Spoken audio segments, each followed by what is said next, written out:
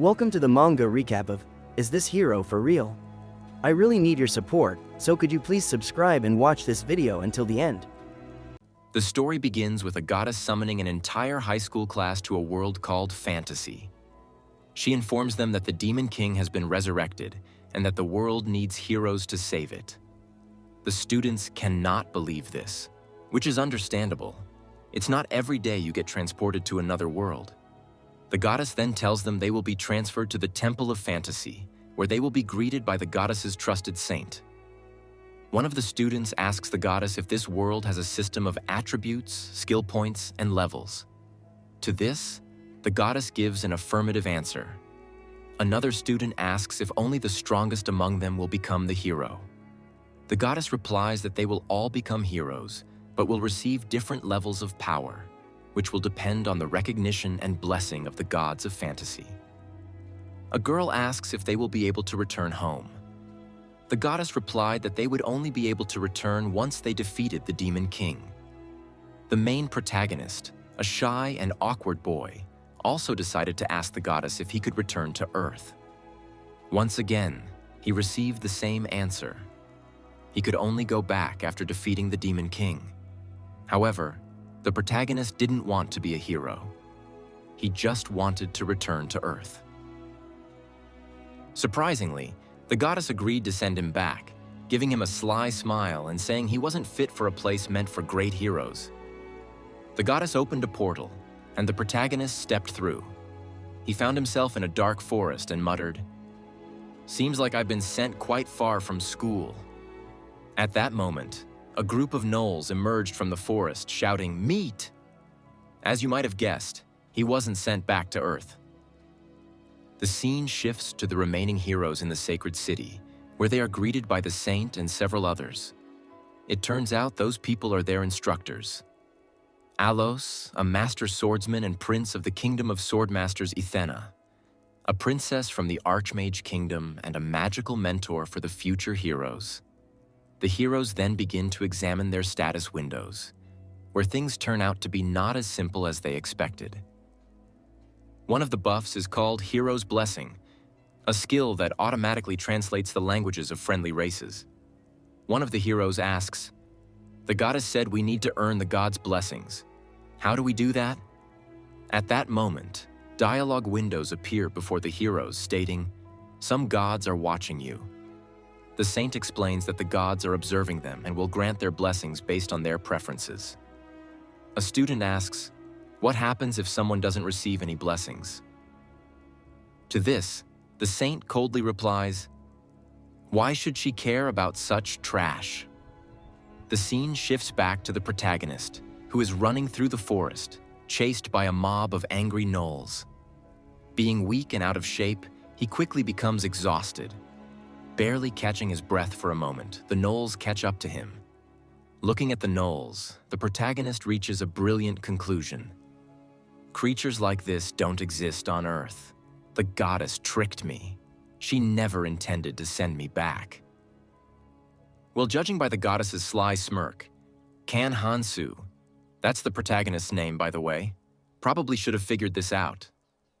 "Think, Kan Hansu," he tells himself. "If this is a fantasy world, there must be magic here."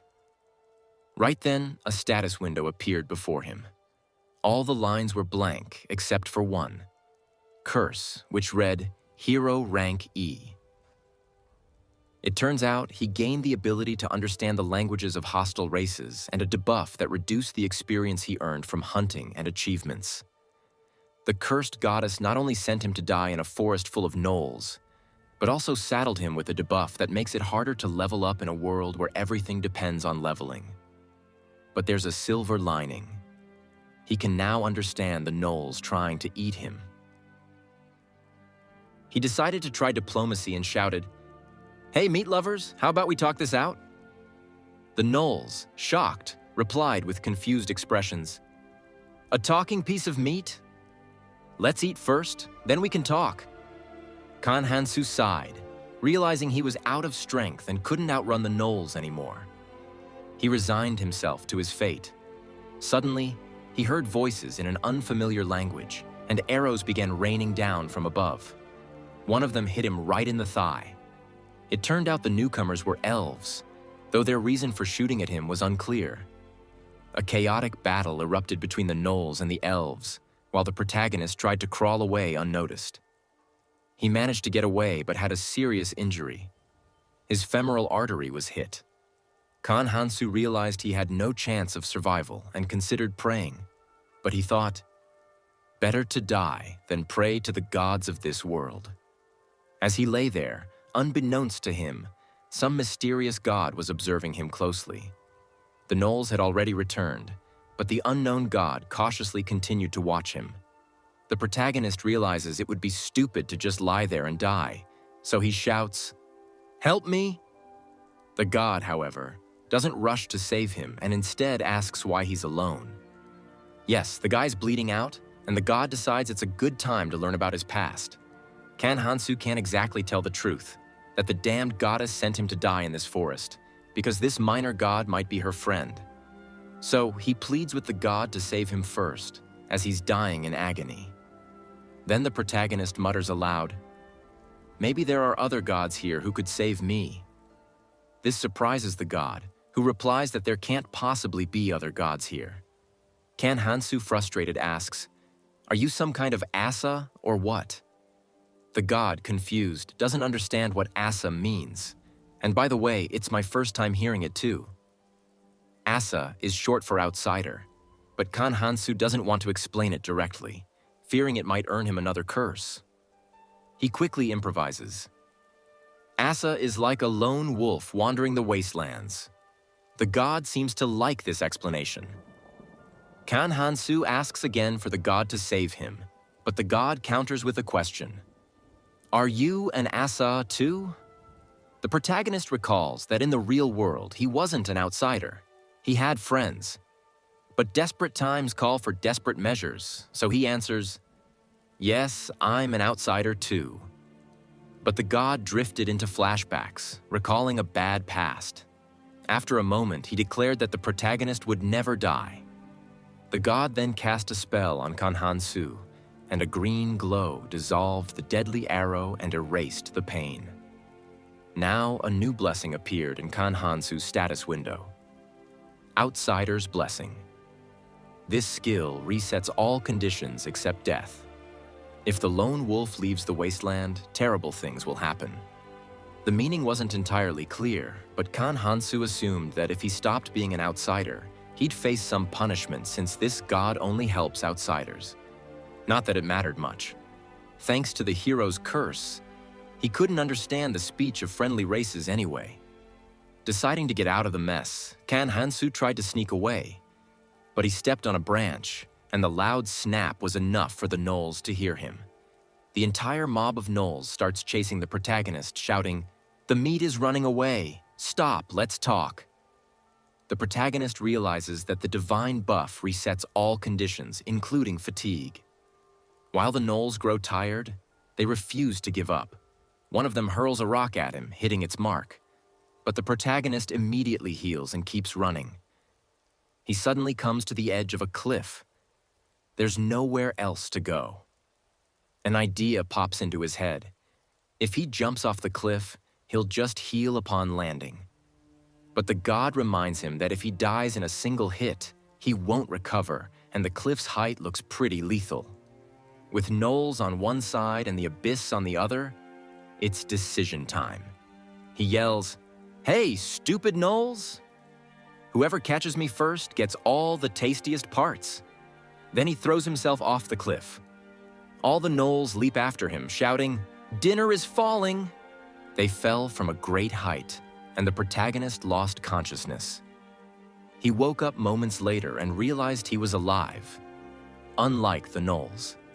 However, it turned out that one Null had survived and was weakly trying to aim his dagger at the protagonist. Too injured to pose much of a threat, the Null was finished off by the protagonist, who used a rock, hoping to gain some experience.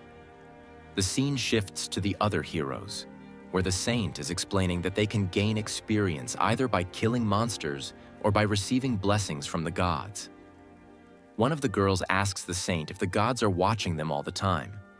The Saint confirms this, adding that the gods even watch when they're using the bathroom or bathing, something that didn't sit well with the heroes, especially the girls.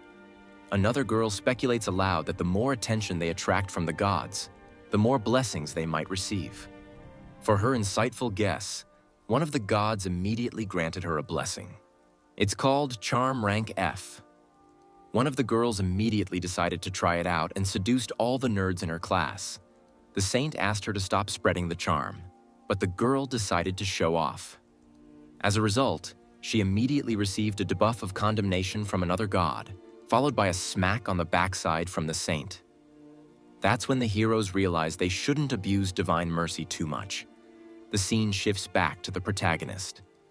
He finished off all the Nullles, but still didn't level up, even though they were much higher level than him. This is all due to the hero's curse, which reduces the experience gained. Not all the Nullles jumped off the cliff with him. The rest of their group went around and is still searching for the protagonist. Since Nullles are still part dog, they've caught the scent of a human, though they haven't been able to find him yet. The protagonist suddenly felt that after the last fight, he had become stronger and could make some contraption using rope and a rock. I'll show these fantasy monsters the power of science, he thought, and began swinging the rope with the rock above his head. This thing was very heavy, but thanks to the buff, he constantly reset his fatigue and could keep swinging it non-stop. He started throwing it at the Nullles, slowly understanding how his buff worked. He just needed to avoid instant death, and the buff would heal him if necessary. One by one, he knocked the Nullles out, and they stopped charging at him, realizing that he wouldn't tire out so easily. Fatigue was no longer an issue for him, and the protagonist successfully dealt with all the monsters. One Null was still alive, and the protagonist decided to interrogate him. Where do the humans live? To his surprise, the Null didn't lie and pointed in the direction where humans were supposed to live. It was strange that, after all the Null killings, the protagonist was still at level 1. Apparently, the experience debuff wasn't so weak after all. We shift back to the other heroes, who are about to begin their magic and swordsmanship training. They need to choose one or the other. One of the top students asked if it was possible to study both. They were told yes, and that they could quit one at any time. There was also a lofty boy, who said he would refuse both skills and would leave the temple in his free time to do whatever he wanted. We then see this lofty boy, who thinks training is for idiots. He doesn't need it, just like the protagonist, because he has a cheat skill. He immediately decided to explore the ruins. All because this guy has the uniqueness buff, which states that he possesses the most unique fate in the world. Because of this, his ego soared to heights beyond the heavens. He didn't waste time and headed for the city. Of course, he immediately went to the mercenary guild because all adventures always start there. He did this because it's a standard move for any fantasy hero, and he's played thousands of such games. A pink-haired girl approached him and told him to stop with the nonsense and go back to his homeland. His ego thought that this must be the effect of his blessing, so he offered to become her companion. He told her that he couldn't reveal everything right now, but he's the chosen one. No proof would be provided. We return to the protagonist, who has defeated all the Nullles, sustained numerous deadly wounds, yet is still alive and well. It turns out he hadn't killed them all, as a Null attacks him from behind. He reacts just in time and stabs it in the heart with a dagger. There were a few more Nullles. After killing them, his level still remained at 1. Suddenly, the protagonist hears a language he doesn't understand. Could it be the elves again? It turns out that the voice belongs to a group of 3 people, 2 swordsmen and 1 archer. The girl archer spotted him and aimed her crossbow at him. The protagonist raised his hands in surrender and shouted that he gave up, though it's important to remember that due to the debuff, they couldn't understand each other.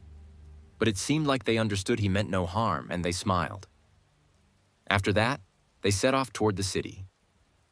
The girl tried to talk to him, but all he understood was his name, Kan Hansu. They were saying something to him, but he didn't understand a word. The god, through a dialogue window, hinted to the protagonist that it didn't seem like he was acting like an outsider. Despite the language barrier, the protagonist got introduced to them. The hairy guy with the sword, Gary. The guy with 2 swords, Call. The girl with pink hair, Misa, their archer.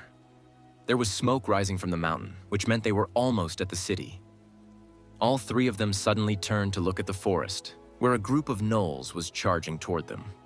How many of them are in this forest? The battle began. Jerry knocked the Nullles back with his huge sword, while Call slashed at them from the flank. Misa was shooting them from behind, but one of the Nullles managed to sneak up and try to attack the archer. The protagonist reacted just in time and shielded her with his own body. The outsider god didn't really react to this, because the protagonist wasn't supposed to help others. After all, he's a lone wolf. The protagonist, however, had a different opinion and attacked the Null. Great job. All the Nulles were killed and no one got hurt. But then the 2 swordsmen looked at the protagonist strangely, and Misa aimed her crossbow at him. "You're joking, right?" The pink-haired bitch pulled the trigger and shot the protagonist straight in the chest. Because of the Nulles, things went off track, but it showed just how dangerous he was, said the archer. Nothing can be done. This guy would hardly let himself be sold into slavery. One of the swordsmen moved in to finish him off, but saw the status window on the protagonist's screen, meaning he was still alive. The protagonist quickly drove a dagger into the bastard's neck. After the first, he rushed at the second swordsman, and at that very moment, 2 arrows struck him in the chest. But he didn't care. His regeneration would restore everything. The pink-haired bitch, confused, started apologizing to Kan Hansu and begging for mercy. But it was too late. Thus, the protagonist acquired armor and a crossbow. The only thing he didn't understand was why they attacked him when they had been talking just fine. We now return to the temple, where the other heroes continue their magic training. The magic teacher chose a girl, Eubora, as his student, making her his first pupil. Her status window now showed the magic protection rank C. The mentor explained to her that one could only become a magician if their parents were magicians, or if their teacher granted them the protection. We return to the protagonist, who has just arrived in the city. The guard said something to him, but he didn't understand a word. However, they quickly found common ground: bribes. Kan Hansu went to an inn to rent a room and take a bath. How great it is to have money. With it, you can get what you want, even without a common language. The outsider god told the protagonist that he felt uneasy and that there was some conversation behind the door. The most important thing was that the protagonist could understand it, which meant there were enemies. It turned out to be the village elder, who said he had been informed that there was a person who didn't speak their language and had come to check. The elder feared that an elf had secretly entered the village. They had a rivalry with elves because the elves had pushed the Nulles out of their lands, and the Nulles had come to humans. As a result, many people had died. Before leaving, the elder asked, "May I ask one question? Why hasn't the drug added to your dinner worked yet?" The protagonist pulled out a dagger and attacked the elder, but he was too late. The drug had already started to take effect. The outsider god reproached the protagonist for not listening to his earlier warning about the danger. The protagonist found himself in a basement, where the elder revealed that their real enemy was the elves. The elves had placed a curse on the elder that shortened his life and youth. It was the hatred of all the elves he had killed. The elder asked the protagonist where he had gotten the dagger, the very one he had taken from the main Null. But the protagonist decided to tell the elder that he had taken the dagger from an elf who had shot at him with a bow. He explained that, like the elder, he was also an enemy of the elves, and thus they were on the same side. The elder said that he no longer wanted to kill the protagonist, but he had no choice because he had seen his status and his secret little basement. He confessed that he was a dark mage, and to prove it, he unleashed an elven woman from chains. "You all must become sacrifices to extend my life. And as a thank you for killing the royal blood elf, I will sacrifice you painlessly," said the headman. "Hey, village headman," Kang Hansu calls out to him. You must have followed a path that no one recognizes. The protagonist tells him that they are actually both outsiders and should help each other. The headman agreed with him, but this proves once again that he should be alone. Diplomacy failed. The first victim of the headman will be an elf boy. The sacrifice began. The protagonist was surprised that the headman did not look a bit younger after draining the life of this elf. That's because he's not human. He's a gnoll, and at that point, I yelled. The headman says, "Announce that you are handing over your life to me, because dark magic requires the consent of its victims." It's not good. The protagonist needs to figure out how to get out. He asks for a last wish. He would like to see Misa one last time, the bitch with a crossbow that shot the protagonist, because she's the protagonist's sweetheart. But the headman says, "Don't lie, because she was dating that swordsman." The Kang Hansu replied, "Smell me and you'll understand that I smell like Misa. And one more wish. If I survive, then you will let me go." To which the headman replied that after the ritual, people can't survive after the ritual. And with that, they made a deal, and the protagonist experienced wild pain all over his body. "I'll tell Misa that you left, but there will be difficulties because Misa left first." After that, the Kang Hansu breaks free and punches the headman in the face. The headman is shocked why the protagonist is still not dead. The protagonist told him it's the blessing of the outsider god. He restored all the stolen years of life. "Headman, don't forget your promise. You said you'd let me go if I lived." The protagonist takes his dagger and shatters the shackles of the elven women that were in the basement. He grabs one of them on his shoulder and walks towards the exit. The headman yells, "Stop," but he can't attack him since there is a contract between them. But if you return the years stolen from the victim, the contract can be broken. So he starts sucking lives back into the protagonist. Then his mouth starts to bleed. "Who the hell are you? Do you have unlimited life expectancy?" The protagonist shouts out that he's an apostle of the outsider god, much to the god's embarrassment. But the headman doesn't plan to die yet and fights the protagonist and gives him very deep wounds. But just a couple of seconds later, these wounds healed. That was the last thing the headman saw. He freed all the elves and called the locals here, and I tried to get out of here as soon as possible. But I caught some very strange looks from the locals. Damn what those damned elves told them. The whole town chased after him. What a shitty fantasy world. The actions are transferred to the temple, where crowds of mentors are pouring in to teach the heroes. Because the mentor of the hero is quite a respected title. One of the students asks if mathematical knowledge is needed to use magic. One mentor replied that they were needed to save money and properly calculate mana in battle. Another is that the angle and calculation of the wind direction are important for creating a flame.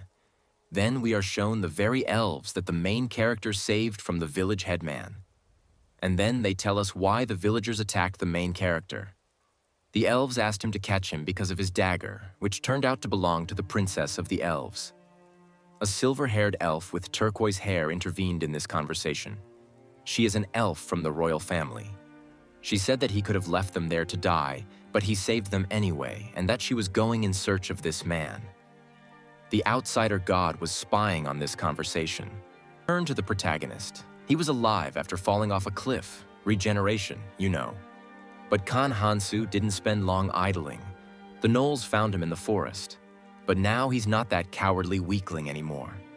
He immediately jumped into the fray and scattered them in just a couple of seconds. He felt that he had become stronger, but his status window was still level 1. He decided to interrogate one of the surviving Nullles, as he understands their language. He said that he would give him elf meat if he told him the secret of reddening eyes. This is the technique that the headman used. The Null said that this is called the power of meat. For this, you need to eat. Guess what? Meat is correct. The Khan Hansu decided that it was worth studying the techniques of even such low creatures as Nulles. The protagonist has been dragging this Null through the forest for several days and watching him eat all kinds of animals, and at every opportunity, he tries to attack the protagonist and always gets kicked in the head. This is due to the fact that the Null is level 6, and the protagonist is level 1, and the Null instinctively attacks weak target. Every time the Null ate meat, energy accumulated in his stomach, and finally he reached his maximum and attacked the protagonist. This allowed the Kan Hansu to learn this technique and use it against the Null. He was already torn in half by the force. It's a super energy-consuming force, but thanks to God's blessing, he recovers instantly and he can use it indefinitely.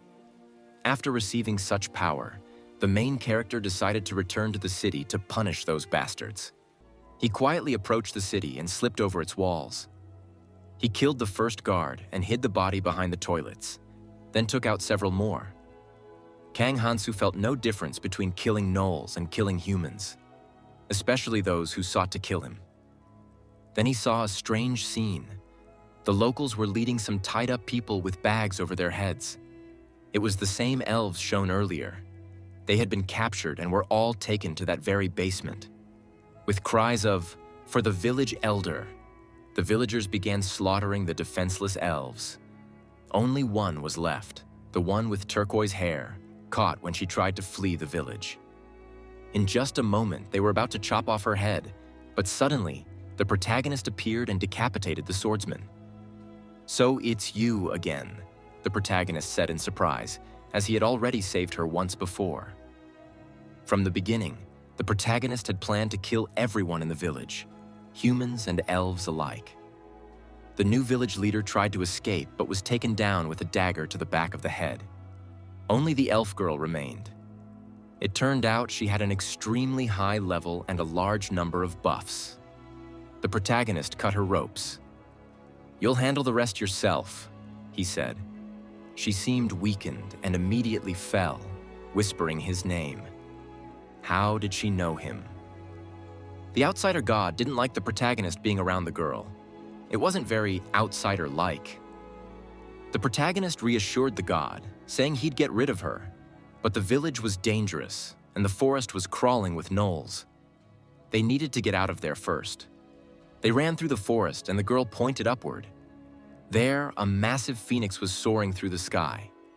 It descended, and the protagonist remembered that when checking her status window, he had noticed a buff called Animal Husbandry.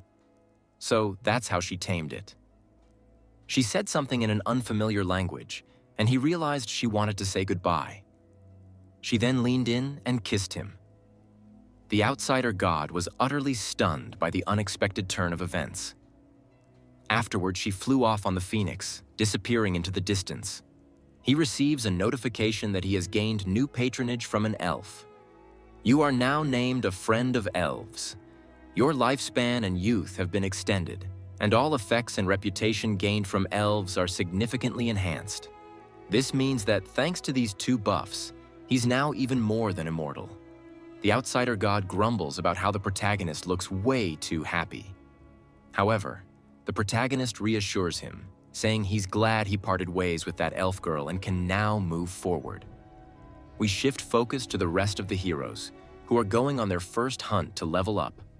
The swordsman and the mage conduct a briefing.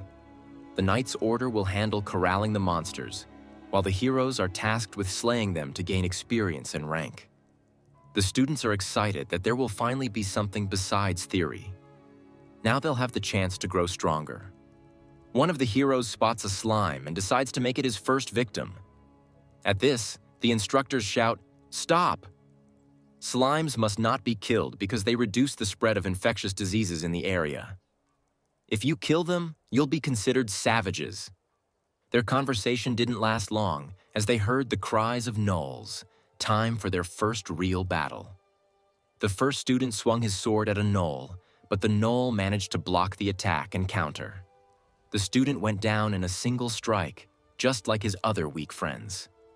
"Enough," said the swordsman mentor as he came to the rescue of this group of incompetents, killing all the Nulles in mere moments. "It seems the gods must have had a reason for choosing these people," said the saintess as she healed the so-called heroes. Though it was hard to call such failures heroes. The scene then shifted to another group of heroes led by one of the more capable students, named Choi Kang-min, a ridiculously difficult name to pronounce. He killed a Null with a single blow, immediately gaining level 2 and acquiring 2 new skills, acceleration and command. Next, we saw a group of idiots who were entranced by a girl with the skill seduction. Even so, they managed to gang up on a knoll and take it down, earning level 2 for themselves. Finally, we were shown the gods observing all the heroes from above. We transitioned to Eubora, the girl who became the mage's first apprentice. She's engaged in a one-on-one fight with a knoll. She cast a massive fireball, obliterating the knoll in a single spell, immediately reaching level 2. Next, we moved to Kang Hansu, who is slaughtering hordes of gnolls in the forest, desperately hoping to level up. He's already killed thousands of gnolls, but he's still stuck at level 1. On top of that, he's been afflicted with a curse called Carnage. The curse description states that experience gain is significantly reduced, but this significantly feels absurdly extreme. He begins to wonder if he'll ever be able to level up at all. Though he's gained no experience, at least he's accumulated a substantial hoard of gnoll treasures. His bag is overflowing with gold, but there's a problem. A language barrier. If he can't negotiate prices, the gold is as good as a pile of rocks, which means he needs a translator. Just then, a horned weirdo conveniently wanders through the forest, muttering, "Where's the one who wiped out all the gnolls?" Caught. It turns out the stranger is a demon, and as a result, Kang Hansu can understand his language. He recalls that the goddess-mentioned heroes were summoned to this world to defeat the Demon King. They were supposed to be incredibly strong. But this demon turned out to be weak, even by weakling standards. The demon reveals that he has the observation buff and finds it very strange that the protagonist is so powerful at level 1, especially considering he has more curses than buffs. The demon goes on to say that he is a dark mage who left his homeland to gain experience and get married.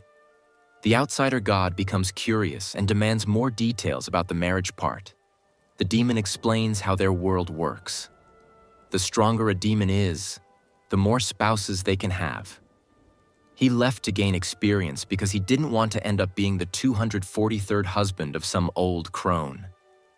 Also, the demon wonders why the protagonist is still able to move, given that he had released a paralyzing toxin. Even the sturdiest elves can't move after being exposed to it. This infuriates the protagonist, who recalls the village elder who had also poisoned him. Realizing there might be a connection, the protagonist angrily asks the demon about the old man. The demon said he vaguely remembers something. Long ago, he encountered a dying old man and saved him using an elven curse. "So, the mage who helped the elder and caused me so much trouble was you," the protagonist growled. We shift to the other heroes, where the saintess addresses them. "To my great regret, some of the other heroes have chosen to abandon their training and return to the temple. From now on, we'll allocate the entire budget to those who remained." In other words, those who fought the gnolls in the forest. A scout rushes in to report that a level 5 gnoll has been spotted nearby. The mentors decide to send the most talented heroes to face this gnoll. One of the students immediately takes charge, leveraging his command skill, which boosts the stats of all nearby heroes. But this isn't just an ordinary gnoll. It's a gnoll that's overindulged in meat, meaning it's under the effect of meat lust, which significantly enhances its power. It quickly takes down the heroes, leaving only Eubora, who tries to cast a spell but is immediately kneed in the stomach. All the heroes are defeated within seconds, but the swordsman mentor arrives just in time and decapitates the gnoll. Yeah, the heroes clearly weren't ready to face such a serious opponent. We return to the protagonist, who has just beaten the demon to a pulp. He asks again, "So, will you help me? Or do I need to beat you up again?" The demon replies that he'll do his best to help, but can't enter the nearest city since a saintess resides there. Instead, he suggests going to the second city. However, they'll have to take a detour because the knightly order has surrounded the forest. Thus, the two of them set off together. We then cut to the arrogant fool who considers himself the protagonist. He's traveling with a red-haired girl in his party. She's even paid for their lodging, armor, and weapons. He, of course, assumes this is because of his uniqueness blessing. The girl warns him that they're entering orc territory and need to be extremely cautious. Meanwhile, the gods are laughing at him, clearly having other plans for him. He takes a quest from the Mercenaries Guild to collect 5 Null ears, but they haven't encountered a single Null in the forest, though we know why. The arrogant guy acts recklessly, believing himself to be the protagonist, which annoys the red-haired girl to no end. Suddenly, a Null attacks them from the forest. The arrogant guy, of course, falls down immediately, and the red-haired girl begins to fight the Null. The Null is very strong and in steel armor, so it's going to be tough to penetrate with a regular sword. But it's not just one Null. Soon, 2 more arrive to back him up. The girl realizes the situation is getting dire and tells the arrogant guy that she'll draw the Null's attention to herself so he can escape. He tries to resist, saying he can't turn down such a huge amount of experience, but then a stone hits him in the face, knocking him out. The gods roar with laughter. When he regains consciousness, the Nulls are gone, but the girl has lost her arm in the battle. The arrogant guy starts panicking, wondering how this could have happened. He's the protagonist. How could he allow this? The gods continue to mock him, to which he shouts, "Is it really so funny? A girl lost her arm." To which the gods respond with a curse, clairvoyance. Even if there is no physical barrier, you will not be able to eavesdrop, and the chances of revealing your secrets and weaknesses are significantly increased. The meaning of the curse is hard to grasp, but the arrogant guy will no longer be able to eavesdrop on the girls. The arrogant guy decides to fix the situation and heads to the temple to ask the saintess for help with the red-haired girl. Meanwhile, the protagonist and the demon are heading towards the city, and the protagonist decides to ask the demon for his name. Kogmos, 23rd son of the 348th wife of the 14th demon king. "So, you're a failure of a demon who doesn't amount to anything," the protagonist comments. They find a trail and realize they are about to enter the territories of the Knightly Kingdom and the Orc lands. Almost immediately, they encounter a small orc patrol. They're busy tending to livestock. Orcs have a keen sense of smell, so they quickly detected the human. It's all because the protagonist's eyes glow in the dark, just like the Nulles. "Why didn't you turn them off?" asked the demon. "Because they looked cool," replied the protagonist. In the end, the entire orc patrol, about 10 of them, started heading toward the heroes. The protagonist, now so confident in himself, just jumped toward them. "Does this pig understand our language?" one of the orcs asked. Without hesitation, the protagonist stabbed the first orc with a dagger. The orcs were stunned by his boldness. The second orc got a dagger to the forehead, and one of the orcs exclaimed, "What kind of pig is this?" All the orcs were defeated, and it turned out to be way too easy. The demon starts to burn. "What happened, demon?" "Look at the sky. The saintess is flying toward us.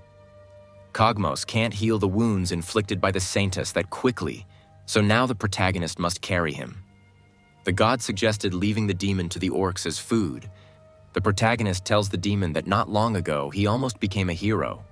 What? In the demon world, the hero curse is only given to demons who have escaped from heroes. A demon cursed with hero is essentially dead. Then the demon asks, if Asa's buff removes all conditions, including the need to eat and drink, how did he get so strong? After this question, the outsider god is flooded with flashbacks. Meanwhile, the other heroes are tilting because they were beaten by a single level 5 Null. A nightly scout reports that they couldn't find any Null traces in the forest. They suspect it was an unknown nightly order because no one else could have cleared out that many Nulls in a single day. But what kind of order could it be, and why are they operating on foreign territory? At this moment, the arrogant guy bursts into the temple with the girl whose arm was cut off. "Where's the saintess?" The saintess arrives and learns that the hero Ohan has returned and is asking for help, but the guards block his path to her. Unthinkable, a level 1 hero, and with a curse too, thought the saintess. But the girl without an arm caught her interest due to her high level and noble background. Most likely, she was the daughter of a duke, Do you see these priests and knights? Any one of them would sacrifice their life for others, so what's so special about this girl? The saintess refuses to heal her until she proves her worth. Healing from the saintess is expensive. One of the priests announces, "For the rescue of Elder Cerebret, the elves have gifted the saintess with 15 spiritual swords, 200 bows made from ancient wood, 600 unicorns, and 15 phoenix feathers." Do you understand? This is proof of value. Bora intervenes and suggests taking the girl as her companion. Let it be so. Lady Arya, may I have your hand? From this day, you are the sword and shield of hero Bora. After this, the saintess restored the girl's arm. In gratitude, the arrogant guy became the second disciple of the sorceress, which lifted his spirits, and he once again thought it was because of his uniqueness skill. Meanwhile, protagonist, who continues cutting through orcs in the forest. Suddenly, he hears a strange sound. It turns out to be a carriage moving at great speed, with orc riders on bulls chasing after it. The carriage is cornered, and only a few swordsmen remain as guards. Two girls step out. One looks like a mage, and the other like a swordswoman. The mage begins casting spells, while the swordswoman rushes at the orcs. Explosions begin. The protagonist and the demon watch from the side. "Looks powerful," said the protagonist. "Seems like these girls are from the high society of this world." At that moment, the protagonist shouts at the top of his lungs, "The females here are incredibly beautiful." And from afar, huge crowds of orc riders begin to converge. Now that everyone has gathered, the protagonist decides to intervene. He shoves 2 fingers into an orc's nose and flips him over his shoulder. This shocks the girls. Next, he faces the orc leader and punches through him with his fist. The protagonist easily deals with all the remaining orcs. After that, the people he saved approached him, and Kogmos acted as the translator. "I am Mage Kogmos, and this is Swordsman Khan Hansu. He doesn't know the official language," the demon explained. The mage girl was surprised to learn that he had both the hero curse and the elf's favor rank S at the same time. Even someone married to an elf can only have rank E. The mage girl apologized for initially thinking he was a villain. This conversation completely baffled the outsider god, as everything was going completely against his outsider expectations. "Dear God, calm down, and I'll tell you my secret," the protagonist said. A certain god remarks that being a eunuch is not a crime, hinting that his blessing removes all states, including the erection, you know. The protagonist is sitting by a campfire when the mage girl approaches him and tries to say something, but of course, he doesn't understand. He shows her his dark magic, but for some reason, she screams and runs away. The protagonist just can't understand the female mind. Meanwhile, arrogant kid who got evicted from the hero dormitory. He has 3 options: accept severance pay and surrender. In this case, he can no longer call himself a hero. If caught doing so, the punishment is death. Return to training, but he won't receive any support until he demonstrates results. Entrust himself to the temple, dedicating his life from marriage to old age. However, he won't be able to leave the temple for the rest of his life. He was given a contract to sign, a decent sum of gold, and new documents in exchange for his hero credentials. Meanwhile, the saint is discussing the situation with Nullles in the forest with her assistant. It is assumed that this was a well-trained group of warriors. Could it have been the Demon King's army? But it's too early to jump to conclusions. However, the demon lands are far to the east, making it unlikely they would send forces here to kill Nullles. Her thoughts are interrupted by a priest. "You have a message from the school. While the school is on break, its administration would like to invite the heroes." How did information about the heroes leak? It turns out the arrogant idiot flashed his status window in the mercenary guild. So much news at once.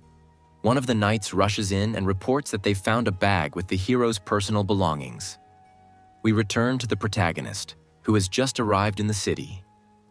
They wander around the market, eating fruit, even though the main character doesn't need to eat. First, they need to find out what the girls they saved want from them. The girls offer to repay them for saving their lives by renting them an inn. They also need to wash up since the main character smells like a dirty orc after the journey. At the inn, slimes clean their clothes. These trained slimes cost a fortune, about the size of the slimes themselves in gold. They change into nice clothes and go to meet the girls. The god of outcasts is clearly displeased by this.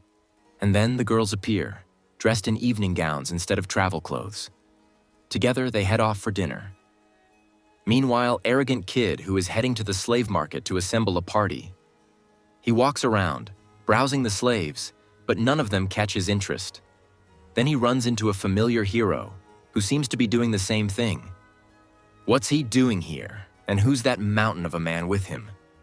The familiar hero explains that he too gave up heroism, took the compensation, and decided to spend it on buying slaves. But there's something suspicious about this guy.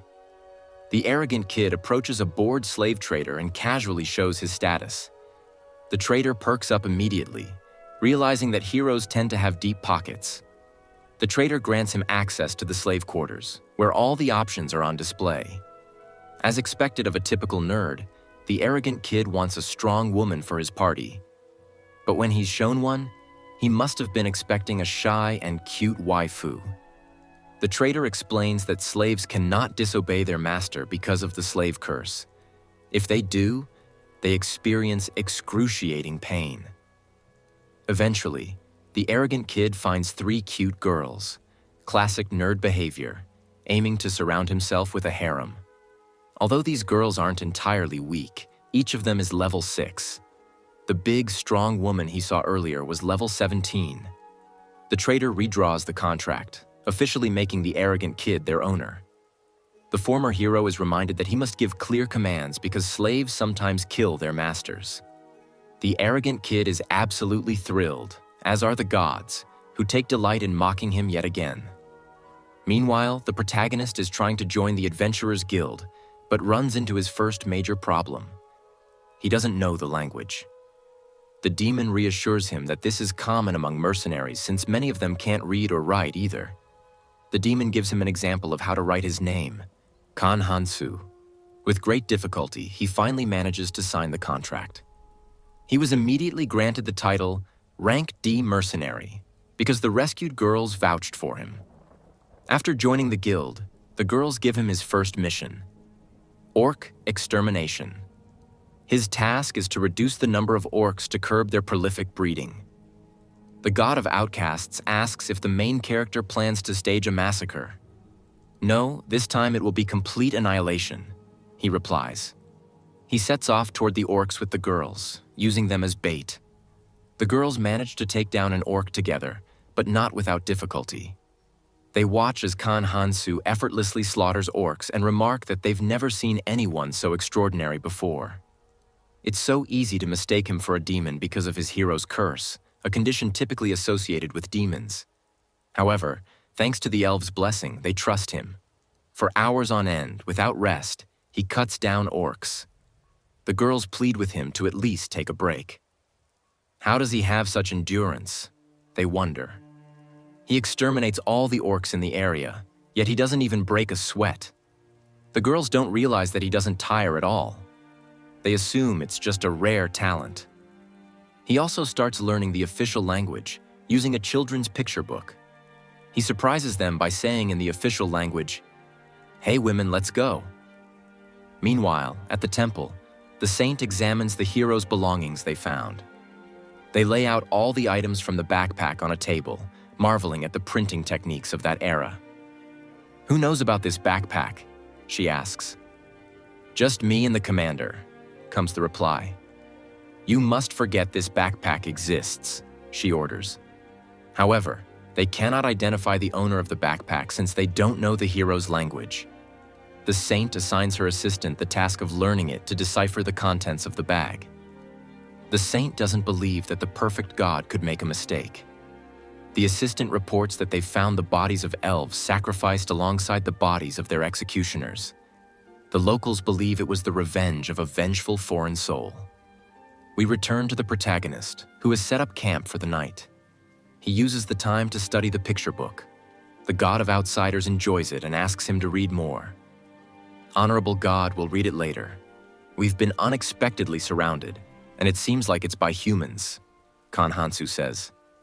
He wakes up Cogmos and informs him of the encirclement, then wakes the girls with the phrase, "Women, do you want to die?" From the tall grass, a group emerges, led by a man with a scar on his face. Their leader said to give back all the trophies they got from the orcs. And then from what the protagonist realized, he said to kill the men and leave the women. The girls, of course, are against it, and the protagonist says he will send them all to heaven. The protagonist again shouts, "There are strong females here." Then the troop starts shooting at the protagonist with crossbows, but they didn't hurt him. The battle begins. He hit their leader, and then on the cry of the protagonist came the orcs' protagonist, just from the outside watching as the orcs deal with the robbers. And it looks like a massacre, which will give double experience, after which he was attacked by several robbers. But they did not live long. Next, he was attacked by their leader and was able to attack him in the back.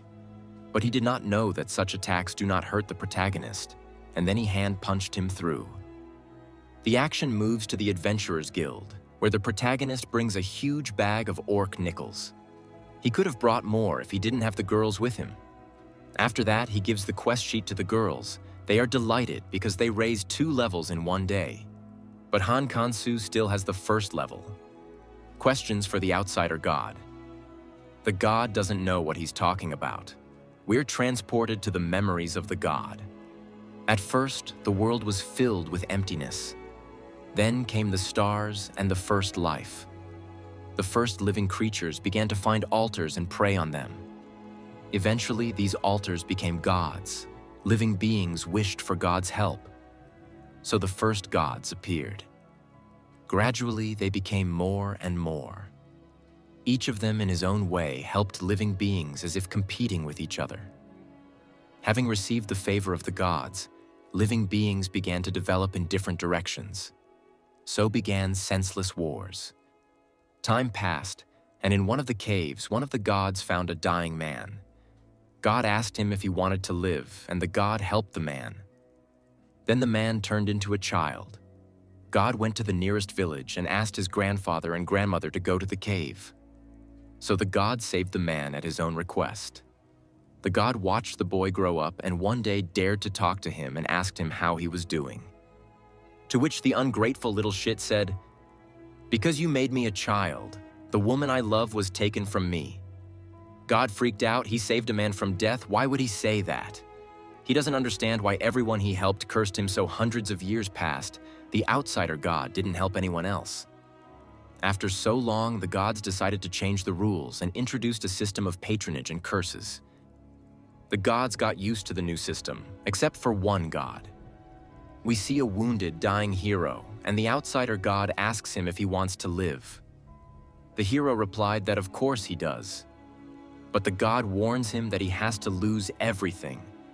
He heals the hero and thinks that someone still needs him in this world. The hero is glad to be alive, but then he sees his status window. Why the hell does he have a level 1? God warned him. Hero was immediately kicked out of the group because they don't want weaklings. The hero said he wouldn't complain to God, but let me give one warning. Don't give anyone else patronage. It's a curse that takes something more valuable than life. The god desperately denied, but finally had to admit that the world didn't need him. So many years passed, until the god again met a dying man. This time it was Kan Hansu. What happened next, you already know? We are back in the present. Finally, the protagonist realized why he was swinging so slowly. In fact, he doesn't swing at all. The patronage brings him back to 0 experience each time. Meanwhile, the arrogant kid is in trouble. He wakes up lying on the ground in the woods. It turns out that he and his girls were attacked by the former hero and the slave market bully. 5 minutes before, the ex-hero had told Ohan to give him his slaves. Then he wouldn't get hurt. In response, Ohan only showed a dumb face. We go back to the protagonist's place in the city.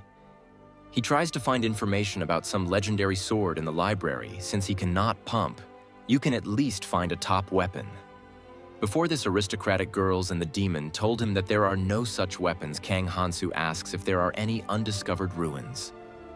The demon replied that the entrance to such ruins is guarded by knights. The protagonist went for a walk and cannot stop thinking about the knights. But then an orc appeared from somewhere and said, "Hey pig, give me everything you have."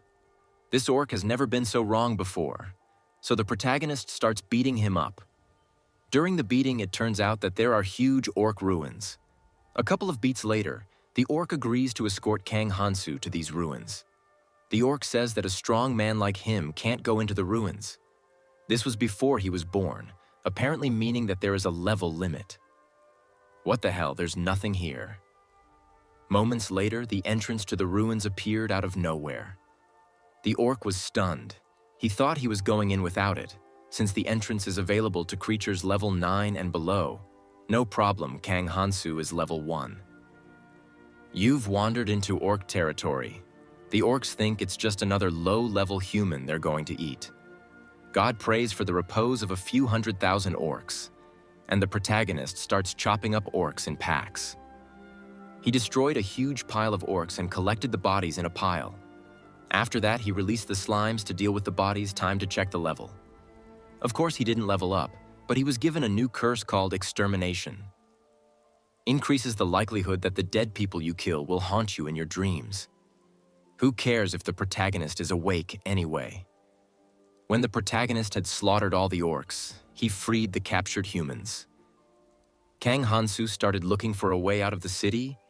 One of the orcs, after questioning him, said that he must be somewhere in the center of the ruins. In the distance, a bright light appeared, and out of it came an orc, obviously of high level, and asked, "Are you the man who destroyed our abode?" "I asked them to leave, but they did not leave," replied Kang Hansu. "And for this reason you exterminated 300,000 orcs." 300,000.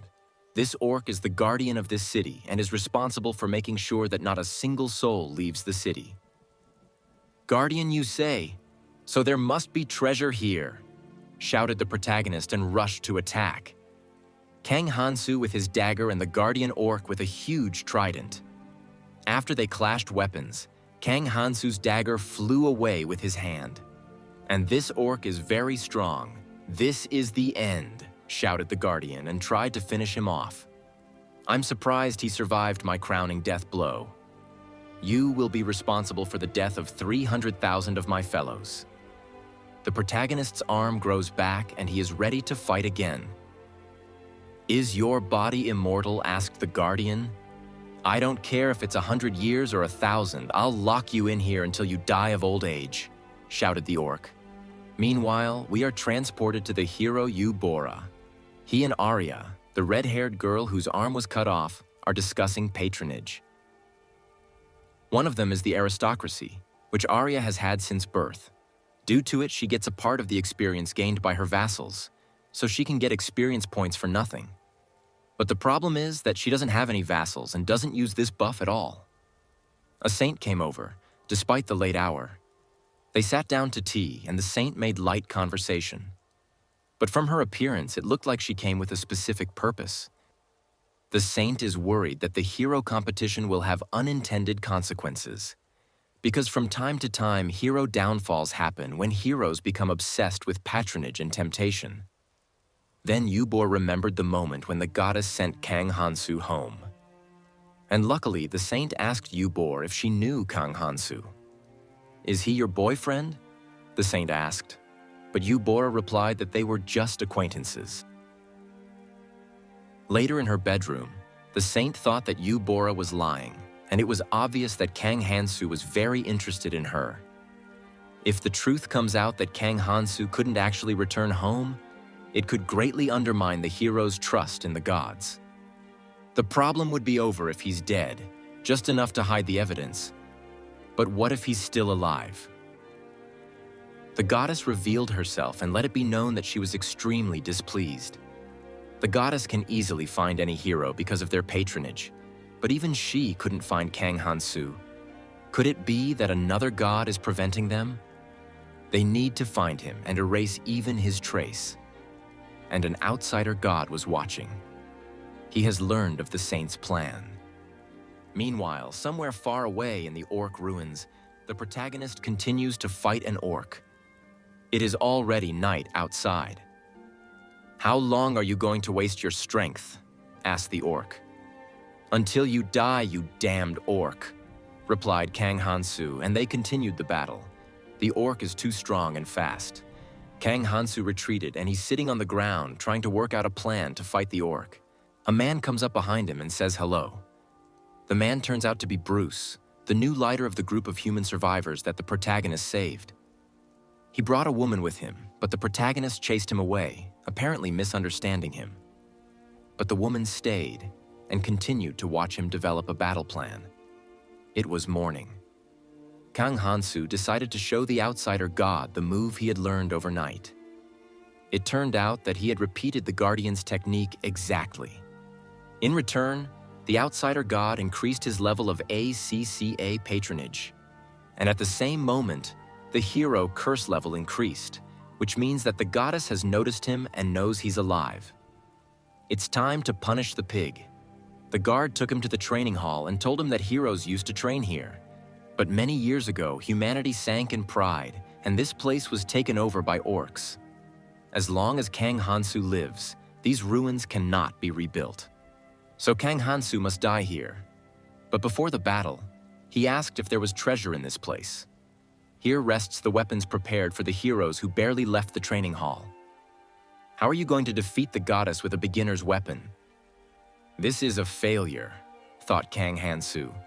But his thoughts were interrupted by the Guardian. Kang Hansu is doing much better this time. He dodges all of the orc's attacks. It's only a day he's gotten so strong, thought the orc. You're so worried about this place, can't you go beyond it? And the protagonist throws the orc outside the ruins. A portal opened up in this place. After that, Kang Hansu found a room with treasures. Among them was a sword, the one for beginners. But this is a sacred sword.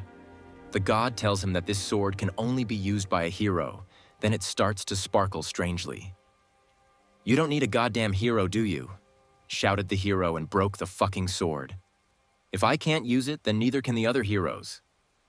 The protagonist broke all the swords but one. This one was apparently defective, and Kang Hansu was able to take it. And then he got the sacred sword curse for what? Meanwhile, let's see what's going on with the rest of the characters. A girl who has the skill of seduction is not happy that even she has to fight, not just use the people around her. She dreamed of being protected by handsome knights, not these nerds. They start discussing going to academy, but one of the nerds says he doesn't really want to set up her love affair with a prince on a white horse. She said it's not gonna happen, or she'll do whatever he wants. After that, the nerds went ballistic, and eventually all three of them agreed to go to the academy with the girl. We're back to the protagonist. He received the curse of the sacred sword. The blacksmith's bloody tears strengthen all holy swords in your vicinity. But there's only one holy sword left, so never mind the curse. "Human!" shouts a guardian orc from somewhere far away. Wow, he made it out and is running to attack the hero. The hero assumes that when he leaves the ruins, he starts to age and that he's not going to let him in. Well, it's time to try out the new holy sword. Now the protagonist chops off the orc's arm, but the orc has regeneration. He grows a new arm. He swung his sword and attacked the orc. The orc wondered how again in just 24 hours he had progressed so much. He chopped off the orc's head, but this orc is not so easy to kill. He begins to regenerate. The protagonist grabs his head and asks, "If you toss his head outside the ruins, will he die?" The orc then starts begging for mercy and says he'll do anything to stop the hero from killing him. He said he could move the hero from the ruins and was surprised that Kang Hansu could hold the sacred sword. And then he realized. Kang Hansu was a hero. The orc said he had a curse of the ruins that kept him from leaving the neighborhood. Kang Hansu ordered him to open the exit and also release all the captured humans. The men start arguing with each other in an incomprehensible language. three of them decide to stay in the ruins for some reason. The hero goes to the portal, but before he does, he asks the orc how he can get back here. He needs to touch the sword and then he can be heard. He went into the portal and found himself in some room. He ordered people to go back to the portal because this place didn't look safe. And under the table, he saw his backpack. So this is the saint's room. The same one who was going to kill him so he wouldn't hurt the gods. At this time, the heroes go to the academy, and right now they are in the town where the same headman Dark Mage was killed. Saint and the knights investigate the basement where the sacrifices were made. She explains to the local chief that she's just here to find out the details of that murder story. You realize how important Guardian Silverate is. Your ignorance is causing problems. If it's about the Phoenix Elf who was saved by Kang Hansu. She asked him what the one who slaughtered everyone here looked like. Short, black hair. He looked like the heroes who came to the city. The saint is slowly starting to believe that Kang Hansu is alive. But how? He was able to slaughter everyone when the rest of the heroes were hurt by just one Null. And none of the gods could help him because they were all in the temple too. But somehow the goddess wants the saint to fix the problem. The heroes are vacationing in the city and they see a strange figure in the woods. They thought it might be a Null attack, but it turns out to be a dorky asshole. Aka Ohanu, former hero. He looks a little shabby. Ohanu started arguing with the leader of the heroes. Ohanu was in a real battle in the forest, unlike them suckers. The hero leader decided to show him the difference in their level. The fight starts. A red-haired girl runs out between them and says that Ohanu is injured and the fight is unfair. At this time, the saint returns and intervenes in their argument. Let me heal him so the fight will be fair. The battle begins again. Ohanu has been patronized by the god Revenge. He wants to show his power to those who mocked him. Ohanu casts a huge wave of flame. The leader of the heroes thinks he can just dodge such a bulky attack. But the first wave of flames is immediately followed by a second wave. Not so simple. The leader dodged it too. Very quickly, he shortened the distance and now he was right next to it. You lost to Ohan. But suddenly the uniqueness skill triggers and some kind of shield appears between them, and then an explosion. Both heroes were scattered in different directions and lost consciousness. The saint says, "Why don't you get up and clean this place up?" At this time, the protagonist returns to the city after a long journey. "Oh, Cogmos, you haven't run away yet?" asked Kang Hansu. Originally planned to as early as yesterday, but a person came to the city that they should not meet in any way. It's the Swordmaster, Prince Alos. The girl said that the prince is looking for a meeting with the protagonist. But the demon won't go there, or he's finished. Speak of the devil, the girls he rescued showed up. "Because of your strength, you're popular with the females," said the demon. The girls ask him where he's been, so he gets a new curse. The protagonist replies that he's been hunting. Then the demon says that after this town he will leave Kanhansu, otherwise he will definitely die somehow. "Oh, you!" and strangles him like Homer Simpson strangles his son. Their conversation is interrupted by the Pull Girls and calls them to go for a walk. They're walking around town, and the main character is constantly being accosted by some older women. A little later in the evening, they go to a reception at the Sword Prince's manor. Kang Hansu was dressed in clothes worthy of an aristocrat. Inside, the manor looked very rich. He is greeted by the prince himself. The protagonist found him quite imposing. Kang Hansu understands him, as he has a language patronage. Princes need to be able to communicate in different countries and with different peoples. First of all, the prince expresses his gratitude to him for clearing his lands of the orcs that were causing the kingdom a continuous headache. That being said, I'm extremely curious about the abilities of slaying a huge horde of steppe orcs. Would you be willing to fight? The protagonist a little taken aback by this proposal. But first he needs to eat. The hero gobbles up the treats like a pig. The Sword Prince asks him how he got the curse of the hero. Kang Hansu replies that he was punishing the hero who was teasing an innocent elf girl. "Then can you remind me what that hero looked like?" asked the prince. No, I don't remember. I just punched him in the face, replied Kang Hansu awkwardly. That's okay. We'll find a hero with a wound. They're all in this town. He was invited here because their investigation led them to the man who killed the most orcs. The prince says that not long ago, numerous steppe orcs vanished as if they never existed. I probably caught too many, replied Kang Hansu awkwardly.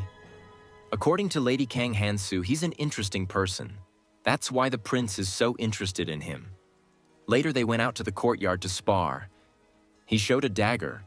It's an elf dagger. The prince is a bit shocked. But fighting with real weapons in sparring is too much, so the protagonist will fight with his finger. Kang Hansu finally got the prince's old sword. There's no need to fight with bare hands. The prince concedes the right of first strike to the protagonist. Alos is the third strongest knight in the kingdom. Why don't I test my strength? Kang Hansu was surrounded by a red aura, after which he attacks the prince. A huge pillar of light appeared above the manor and dust covered everything. The protagonist worries that he hit too hard. What if he killed the prince? There's an exit in the back. Maybe we should run away right now. And indeed, Kang Hansu runs away because he realizes the level of trouble over killing the prince. But luckily, the prince turns out to be alive, even though he broke his sword. He's even more interested in Kang Hansu now. Girl's eyes widened. Your Majesty, are you all right? Apparently, he was surprised too and ran away immediately. The prince wanted to apologize to Kang Hansu, and the girls ran to the inn to deliver the message. The action moves to the saint's room. Someone entered my room without permission. Someone has definitely been here. Look at the footprints. The saint noticed that the backpack was stolen, why it was stolen, and not the holy items that are all over the walls. They stole proof of divine deception. The goddess has appeared, and she is extremely displeased that the saint didn't destroy the bag sooner. Now they have even more added problems. She uses the orb to ask for news to be sent to the Elf Kingdom and Prince Alos. The maid reports to the prince that the saint is looking for him. You've been looking for me, the prince asks the saint. She asks him how the investigation into the orc murder is going.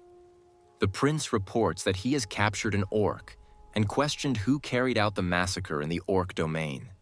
Apparently, it was some kind of demon.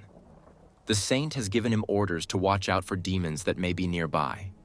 Back to the protagonist, who hastily packs his things and tells the demon that they must flee as he may be captured and executed for killing the prince. What have you gotten me into? Screams the demon. The protagonist picked up the sacred sword and ordered it to open the portal, just as his guardian orc had taught him. The demon is shocked that Kang Hansu knows how to open portals. Come to the north gate. There's no time to explain, said Kang Hansu and entered the portal. On the other side, waiting for him was a guardian orc and the surviving humans. The protagonist says he needs people to help him move things. Then they start dragging things to the other exit. Kogmos waited for Kang Hansu at the north gate. Then he said that they should go to the north. There is the biggest slave market there, where they can buy a translator and the demon can finally get away from him. The protagonist picked up the demon and ran. It would be faster. The demon was hungry.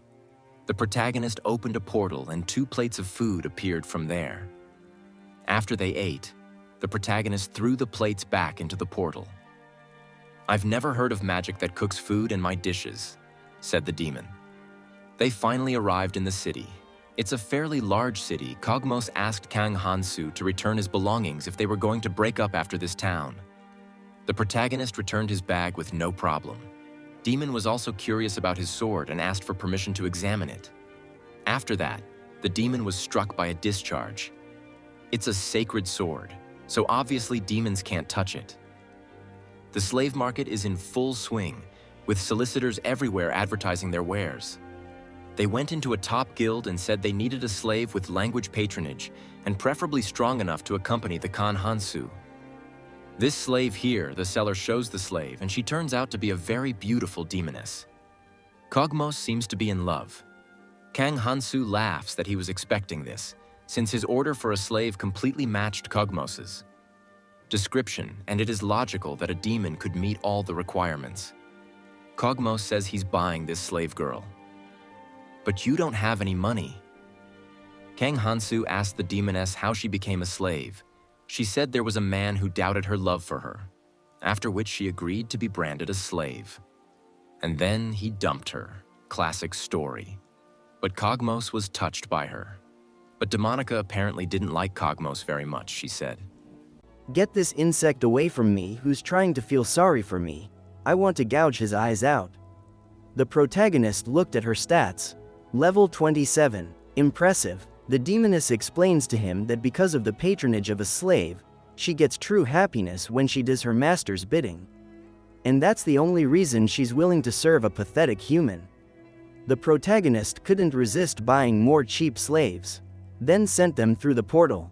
Kogmos says he's changed his mind about leaving him and going with them. He must have liked that demoness too much. And that's when Kogmos gets an arrow in the back of his head. The demoness says she would have liked to do it herself, but she was beaten to it. Seconds later, more arrows fly at them, but the protagonist fights them off. What a wonderful world where arrows fly in broad daylight.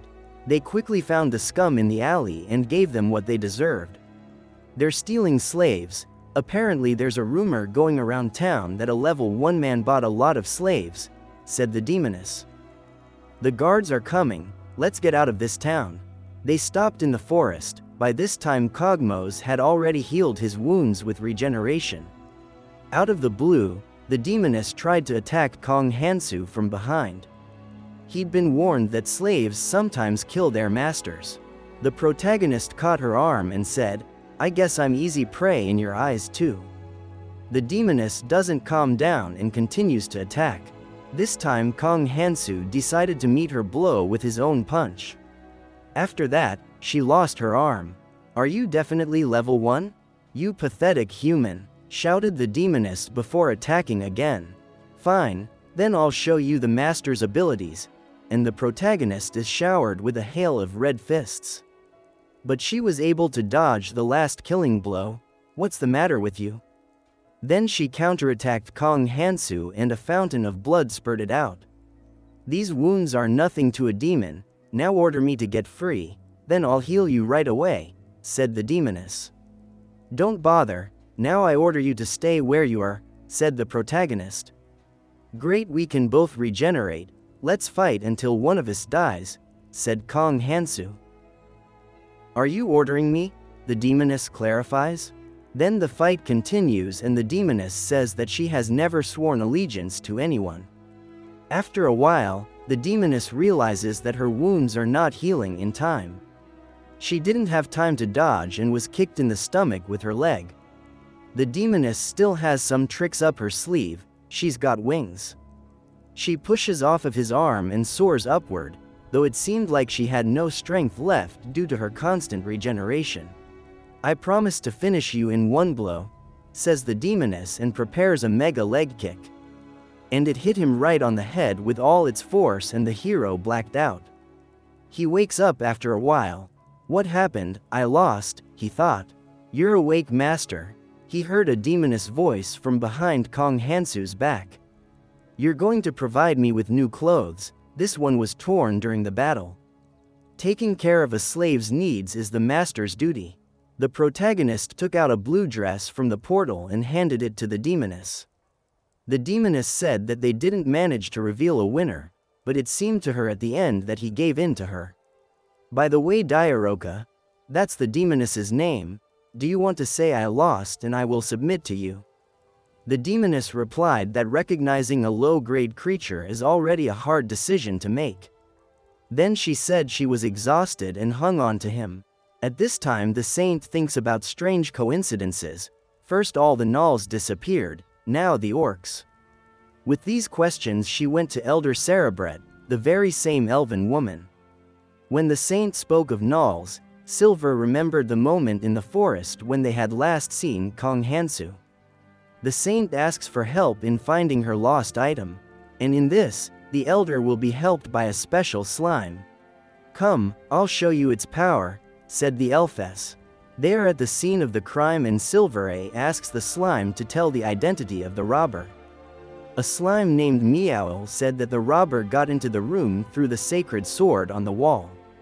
This can't get any worse, the criminal is a hero, thought the Holy One.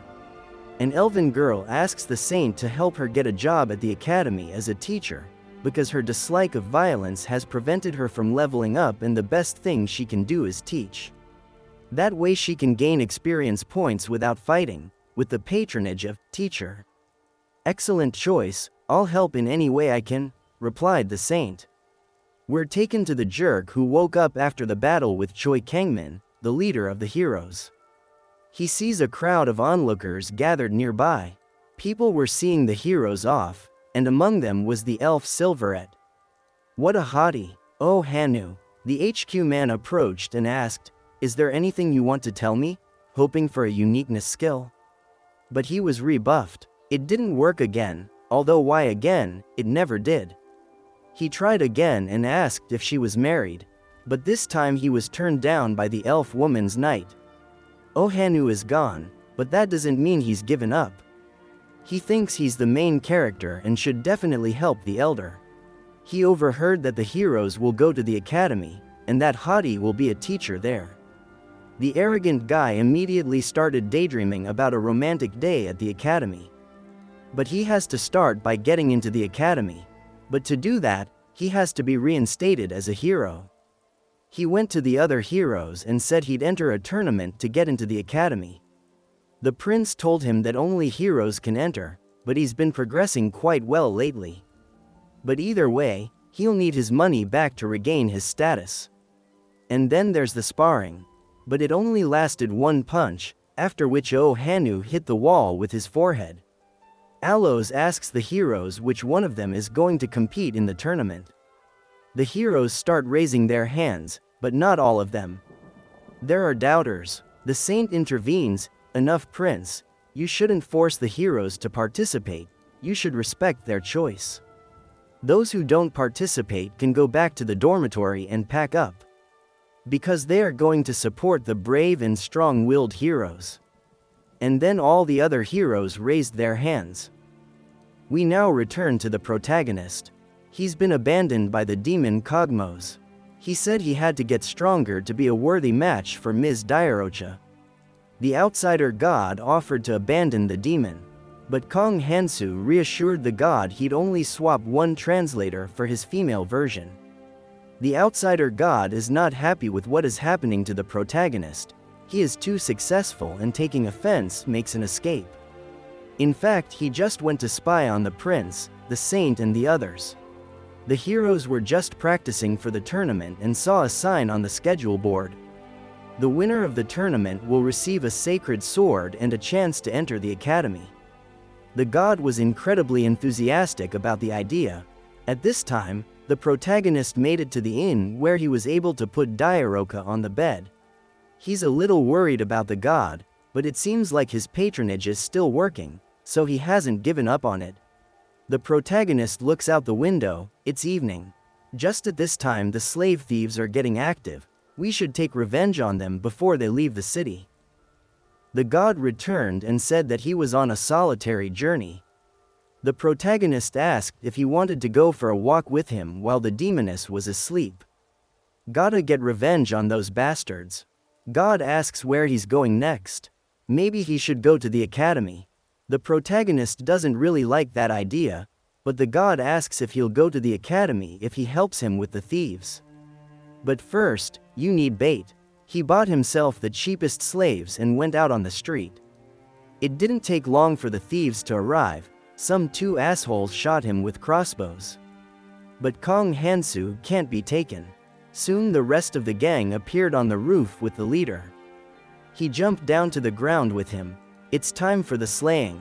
He knocks out one by one, and strangely enough, even God is helping him. He probably wants the protagonist to go to the academy. Only the leader was left and Kong Hansu broke his spine with 2 legs, Mortal Kombat style. In the morning, the guards found the bound and mangled bandits and the protagonist even received a reward for catching particularly dangerous criminals.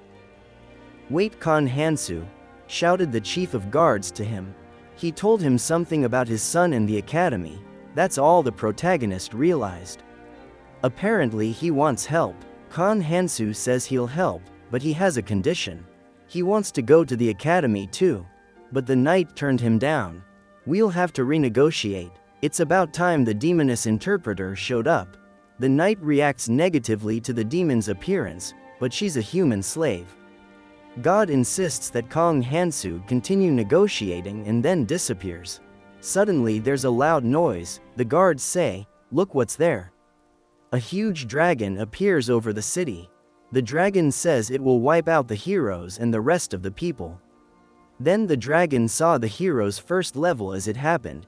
He must have meant who was able to free him. As you can imagine, it was a god. Apparently that's his bargaining chip for the academy. Demoness says it's a catastrophe-level dragon. The guard commander rushes into battle, and the god tells the protagonist it's a great chance to show the knight his skills. Work for the sacred sword. Diaraka says, "Master, are you a hero?" The guards start firing bows at the dragon. A knight attacks next. The knight is not bad, not just a tin can. It's time for the hero to step in. We need to kill him quickly before he levels up. Because when the god resurrected him, the dragon was reborn level 1. The protagonist asks Diaraka to distract the dragon while he prepares a strike. She attacks him. Despite the huge level difference, the dragon is very strong. But so far the demoness is holding on with her regeneration. The protagonist used all the buffs he had and attacked the dragon. That should be enough. Diaraka and the god were shocked by the power of Kong Hansu's blow. He chopped off the dragon's head in one go.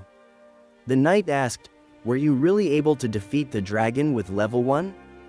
The demoness offered to scratch his eyes out for doubting him. The dragon isn't dead yet, he says. What an injustice. A great dragon king died by such a lowlife who isn't even a hero. In the name of my soul, I curse you, said the dragon. So the protagonist became the owner of another curse, Wrath of the King. The wrath of the Dragon King provokes nearby dragons. When your life is in critical danger, an angry dragon will attack you. This curse will activate every time he has low health, which, as you can imagine, happens all the time. The demoness, on the other hand, has been patronized. It's exactly the opposite. It'll make the dragons help her when her life is in danger. All the townspeople shout, "Hail to the knight," and thank him for saving the town. Diaraka is not the best translator. The protagonist asked to give the trophies to those who suffered from the dragon and the support of the families of the dead. And the demoness said that they should be grateful that she and the master kept him alive, and he does not need this garbage. Let them give it to the humans. You don't need enemies with a translator like that. Suddenly, the dragon wrath curse is activated and a dragon skeleton appears in the sky. The dragon's wrath is so strong that it's given the skeleton's physical form. We'll have to deal with them too. Meanwhile, the heroes tournament begins. Choi Kangmin is considered the favorite. Someone is considered to be the favorite, magician Yu Bora. Arya hides behind Yu Boru because her mother is sitting in the special guest box. The saint says the tournament is now open. They need to get to the forest as quickly as possible and destroy the orcs. Choi Kangmin prepared the carriage beforehand because he had information. Yu Bora has the skill, race, which greatly increases her speed until she reaches her target. Meanwhile, her assistant came to the saint with a report. She said that a red dragon king had appeared in the northern kingdoms. The saint asked if she was sure. The assistant confirmed that this was the same dragon the saint had slain over 100 years ago. The saint slayed it then along with the hero. There's a possibility that some god got the wrong place for the tournament and summoned the dragon. But there are no heroes there, they are all at the tournament. I doubt the gods would do such a thing. The saint remembered Khan Hansu again and guessed that there was a god near him that blocked other gods from searching for him. Then the assistant reported that the saint didn't need to worry because the dragon had already been captured and destroyed. Then it's not a red dragon because it can't be defeated alone. The saint calmed down. It's safe to focus on the tournament. Oh Hanu is in trouble again. All the wagons refused to carry him because he looks more like a jerk than a hero. But then one of the aristocrat girls that Kong Hansu had once rescued showed up and offered him a ride. Of course Oh Hanu thought it was his uniqueness, skill again. Back to the protagonist who is fighting bone dragons. The problem is that they keep appearing and appearing. One of the dragons attacked the knight and he has the skill, Dragon's Wrath, activated, the same as Diaroka. Now when he is at death the dragons start to defend him. The dragons start fighting each other, some want to kill the knight, others want to protect him. During the battle Diaroka is also attacked by a dragon and activates Wrath of the King. Now more dragons fight each other. There is dragon chaos in the city. The protagonist decides to finish them all off at once. He has the strength to do so. The slimes have plenty to do here. The whole city is littered with the bodies of bone dragons. Demoness asks the protagonist, "You really don't understand what happened?" Because of the patronage of the outsider god, he was constantly regenerating health while on the edge. This was the main trigger for summoning more and more dragons. Thus he became the dragon generator of the city. Khan Hansu tells to Diaraka to take all the bones for herself. She feels as if she's being lumbered with unwanted trash, but the bones are actually worth more than her life. A knight appears and begs Khan Hansu to go to the academy with his son. The outsider god's plan finally worked. The demoness told him that because he had accomplished a great feat, the knight was inviting him to visit. Such invitations should not be refused. They came to the estate to the knight, and at the same time with his son will meet. He's the one who's going to the academy. He's asked to go to the academy with his eldest son because his youngest son already has a partner. So Kong Hans will have to take care of the jerk. The demoness also translated that the protagonist is going to be tamed with money. That's the demoness free translation. Diaroka says to the knight, "My master wishes to look at your brat who locked himself in the guest room." It brought his parents to tears. A little later in Khan Hansu's bedroom, he asked the demoness what she knew about the academy. She told him that the humans had organized 4 academies to fight them demons. They trained their barbaric arts there, but they were still weaklings. The new academy was a place that proclaimed friendship and unity. This conversation was interrupted by that hapless son of a knight, shouting, "Hey, level 1 commoner, attack me." Well, if he asked, you can't refuse. After the protagonist writes him a couple of punches for prevention, he was stopped by a demoness and asked if he was not too fast taunting a level 13 weakling. He tried to run away, but the demoness calmed him down with her spell. They decided to take him to a healer. As soon as he woke up, he immediately rushed to attack the protagonist. The protagonist decided to impress his son and summoned a bone dragon, which ate him. And then Khan Hansu, having knocked out a tooth, spectacularly appeared from its mouth and said, "Let's become good friends." At this time, the saint is resting in her bedroom without strength and she received a call through the magic ball. It was the academy principal and she has a matter they need to discuss in person. The academy principal looks more like a prostitute than a principal. She tells Saint that a very large number of promising students have enrolled this year and she wants to open up the underground ruins so they can train with the heroes. The Saint is surprised that the academy was able to remove the god seal from the labyrinth. This structure was built in the Age of Legends and a great number of useful relics have been found there. The Saint agrees, it will be a necessary element of development for the heroes. After the conversation, the Saint is clearly excited. Just how many heroes will manage to survive? Meanwhile, the protagonist Oh Hanu is camped out in the forest with the aristocratic girls. He's completely immersed in his dreams of a harem of hotties. But in reality, the girls think he's a creep. The hero Oh Hanu and the aristocrat girls walk through the forest in search of orcs. There are footprints here, so it looks like some group has been here before them. Judging from the slimes still cleaning up, they're not far away.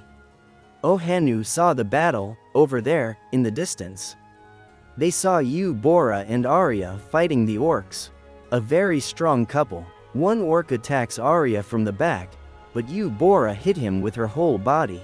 She has the weapon, patronage, which allows her to turn her body into a powerful weapon in any situation. It also regenerates like her body.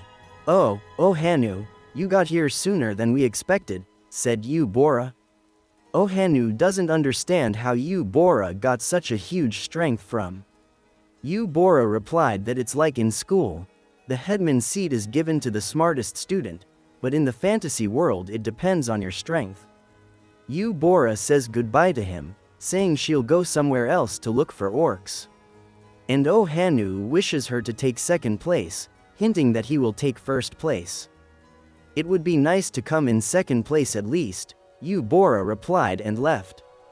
Before the heroine could leave, Ohanu and the girls were attacked by orcs. Ohanu shouted to the girls, "Don't worry, I'll deal with them alone," and started casting fire spells. But the orc didn't feel his power and hit Ohanu with his club. He was saved by the patronage of vitality. The girls laughed at him, remembering how Khan Hansu had easily dealt with orcs alone with the first level. They really hoped to meet him again. It was time for the girls to show their strength. The swordswoman chopped the orc's club into small pieces, and the magician killed 2 orcs at once with one spell. "With our level, it was nothing," said the swordswoman. "What do we do with the hero who passed out?" asked the mage girl. They then argue over who will carry him on their backs. The gods are laughing at this situation. Apparently Ohanu has become their favorite hero. At this time, the leader of the heroes, Kangmin, happened to meet a seductive girl. "Don't you dare interfere with my hunt or you'll regret it," said Kangmin, and his squad set out to find the orcs. He, with the support of 2 fire mages, starts killing the orcs one by one. "There's no way I'm giving up the victory," thought Kangmin. Meanwhile, the seductress girl is in trouble.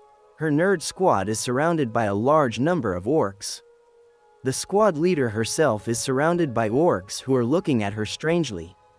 The seduction skill works on the orcs, but not as much as she would like. The orcs grab her and one of the nerds says, "You're the reason we're here, so sacrifice yourself so we can escape."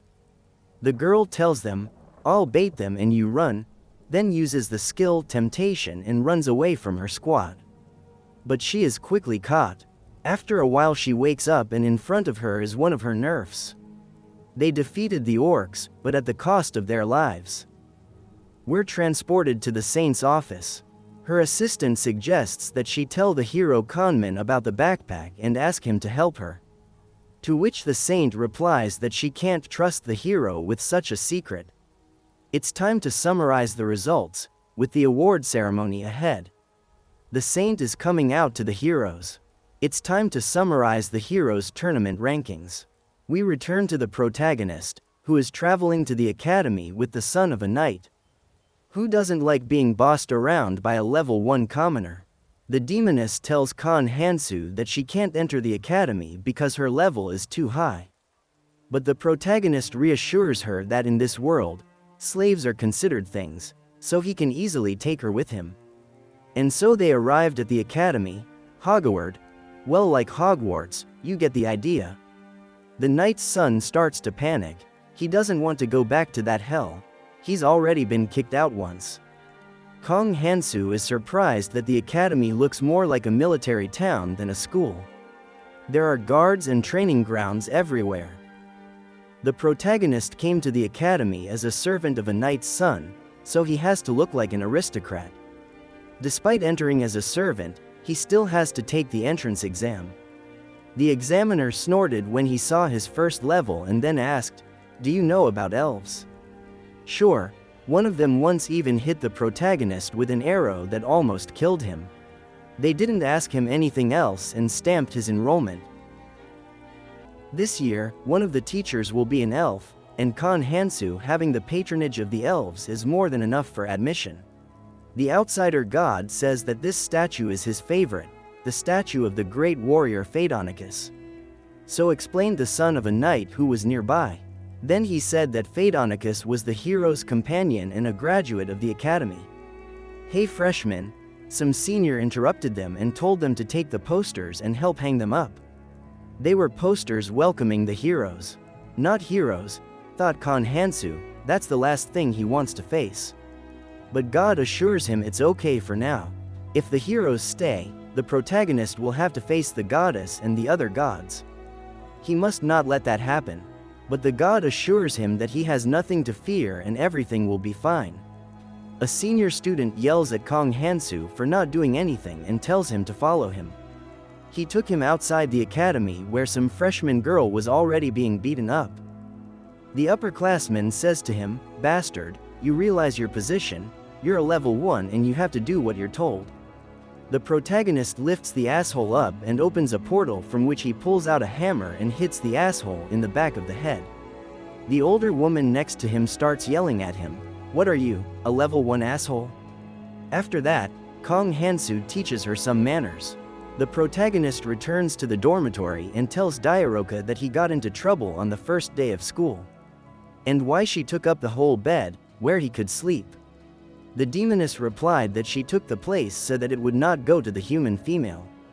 Since that girl is also a chaperone, they put them all in the same place. Diaroka says that usually slaves sleep on the ground, but in this case she's going to sleep with the protagonist. But they don't have time to play school games, they need to find out what's going on and why the god was so insistent on their enrollment in the academy. Demoness and Kon Hansu go to the night town and first they enter a tavern. The people sitting there are surprised at his first level. One of them says, "Hey rookie, what are the winds that brought you here?" Kong Hansu says he heard from his elders that he's an expert in the field he's interested in. He wants to be trained at the academy to stay out of sight and gives him a bag of gold. The alky says, "You better tell me who that horny woman is with you." The protagonist replies that she is his bodyguard demon level 27. But apparently the drunkard didn't believe him, and for nothing. The demoness kicked him and he and the table flew away. That's when the whole tavern went crazy. They're in trouble again. The demoness knocked out all the drunks in the tavern. Now they need a disguise. Kong Hansu attacked one of the guards and took her cloak. The protagonist told the demoness that he had business with that statue. Phaedonicus was the hero's companion, but had his eye on the hero's female, for which he was kicked out. Diaroka explained, out of spite, Phaedonicus swore allegiance to the Queen of the Night and turned into a vampire. Eventually he managed to steal that female. The honorable god said there was a clue on the statue. It's somewhere around here. There's not even a path between Phaedonicus and the swordswoman he kidnapped. Strange that no obstacle separates the statues. Plus, Phaedonicus is looking at the swordswoman, but her gaze is in the other direction. They decide to follow the direction the swordswoman is looking. They find some sort of map that looks like a lake. Diaroka explains that it's a huge area, it's physically impossible to go around it. The demoness also told them that there is a legend that long ago there was a freshwater fish in the lake, which waited so long for Phaedonicus that it turned to stone. A little later they found a statue of a mermaid, under which the protagonist found a magic ring. As soon as the hero put it on, he received the patronage of forgiveness. Oh really, finally not a curse. The patronage says, when you see your hurt face, it makes you want to stop doing evil. Kong Hansu and the demoness are surrounded by guards asking who they are and what they're doing here. The forgiveness patronage is triggered and the guards say that they will forgive him for the first time and that he shouldn't go out at night. A ceremony begins where the students are introduced to the teaching staff. One of Silver's teachers, the Kong Hansu, sees her phoenix and is reminded of a bad moment in his life. Then the principal takes the floor and says that this year there will be heroes at the academy. And that they'll be divided into advanced and retarded classes. The rules are simple, they all have to fight until half of them fall. And a massive fight ensues. All against all, not a bad first day of school. Sometimes it's nice to dive into the primitive wilderness, said Kong Hansu. After that, the protagonist starts beating everyone up indiscriminately. God prays for the repose of a large group of people. The knight's son is left standing, but he doesn't want to go to the advanced class and decides to pretend to lie down. We return to the Tournament of Heroes, which was won by Kangmin. Saint congratulates him on his victory and hands him a holy sword. Kangmin shouts that he wants to become stronger, then a yellow portal opens and Kangmin disappears. Kangmin finds himself in some ruins and immediately meets a one-eyed man. And as you realize, this is the same orc ruins that Kong Hansu cleaned up. An orc guardian appears and says, "Welcome to Orkrola, the orc city. Looks like you're a fully summoned hero. Well, then, let's get to training." This city used to be a training ground for heroes. We return to the main character being yelled at by the swordsmanship teacher. He says that Kong Hansu can't attend his lessons without the patronage of a warrior and throws him out of the class. But Kong Hansu doesn't just give up and smashes the door to the classroom. Then he shows the teacher his magic and says he'll fight like this. The teacher gives up. After that, the students that the protagonist sent to the backward class come in and tell them to follow him. They go outside the school, where a bunch of assholes beat up the knight's son. They say he's responsible for the shame they've suffered. Kong Hansu pulls a bone from the portal, apparently left over from the bone dragons. The protagonist comes out with one bone against the prince of the mercenary kingdom, the princess of the lake kingdom. But seconds later, these children of high society were lying on the ground. Kong Hansu uses the massacre curse, which is incredibly intimidating to any races friendly to him. He beat the jerks with a bone so bad that one of them called him a demon. Turns out the knight's son was conscious and Kong Hansu decided to pretend it was the knight's son who beat them up. Since he's his nominal master, he should be responsible for him. At this time, Kangmin is in the ruins training with the guardian orc. It's very hard for the hero, because the difference between this orc and those he fought in the forest is enormous. But he realizes that this is his unique chance to become stronger. The orc tells him that he has no other choice, because he won't be able to leave the ruins until he defeats him. But with the hero's progress as it is now, that won't happen anytime soon. It's also time to bring up the demon Kogmos, who is suffering because it's not him and Diaroka, but Kong Hansu. He comes to some cave where he's greeted by goblins calling him king. He feels the energy creeping in. What's a saint doing here? It turns out that she and the heroes are training in this forest, because the Nullles and orcs have mysteriously disappeared. This forest has a huge number of traps that were made by goblins. They are primitive, but still cause trouble. A scout reports to the prince that they've discovered shoe prints, and that the dismantled traps have been rebuilt. Their party continues to advance deep into the goblin domain, killing everyone along the way. Goblins are rather weak creatures. For several nights in a row, the goblins have been attacking the nightstands of the heroes' squad. One of the goblin elders reports that the situation is very bad, because with the heroes is a saint, the strongest of the human race. He remembers Kong Hansu. Because of this, asshole heroes gain experience on goblins instead of Nullles or orcs. The demon commands, "Gather everyone, we're going to attack the heroes today." Goblins have changed tactics and have spent the last few nights destroying supplies rather than trying to kill heroes. Kogmo's squad has approached the heroes' camp and is ready to attack.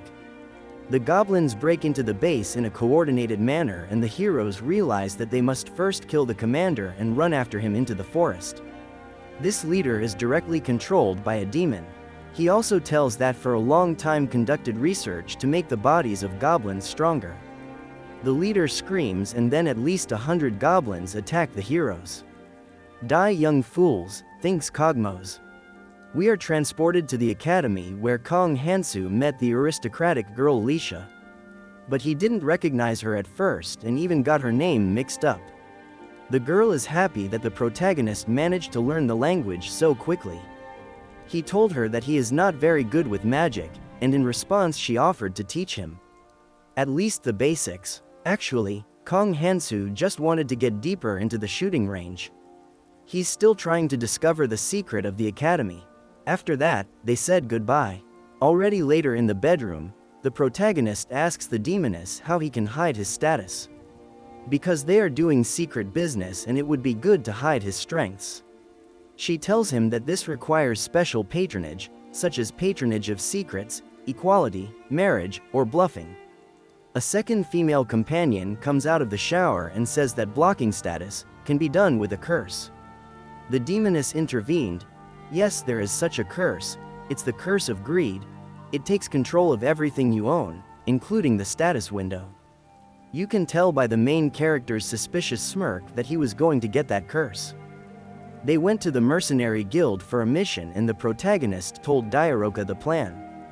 The only way to get the curse is to have a lot of slaves and possessions. They will pump her up to her maximum level as she is considered his property.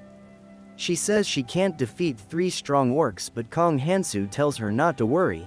They will kill goblins and Nullles.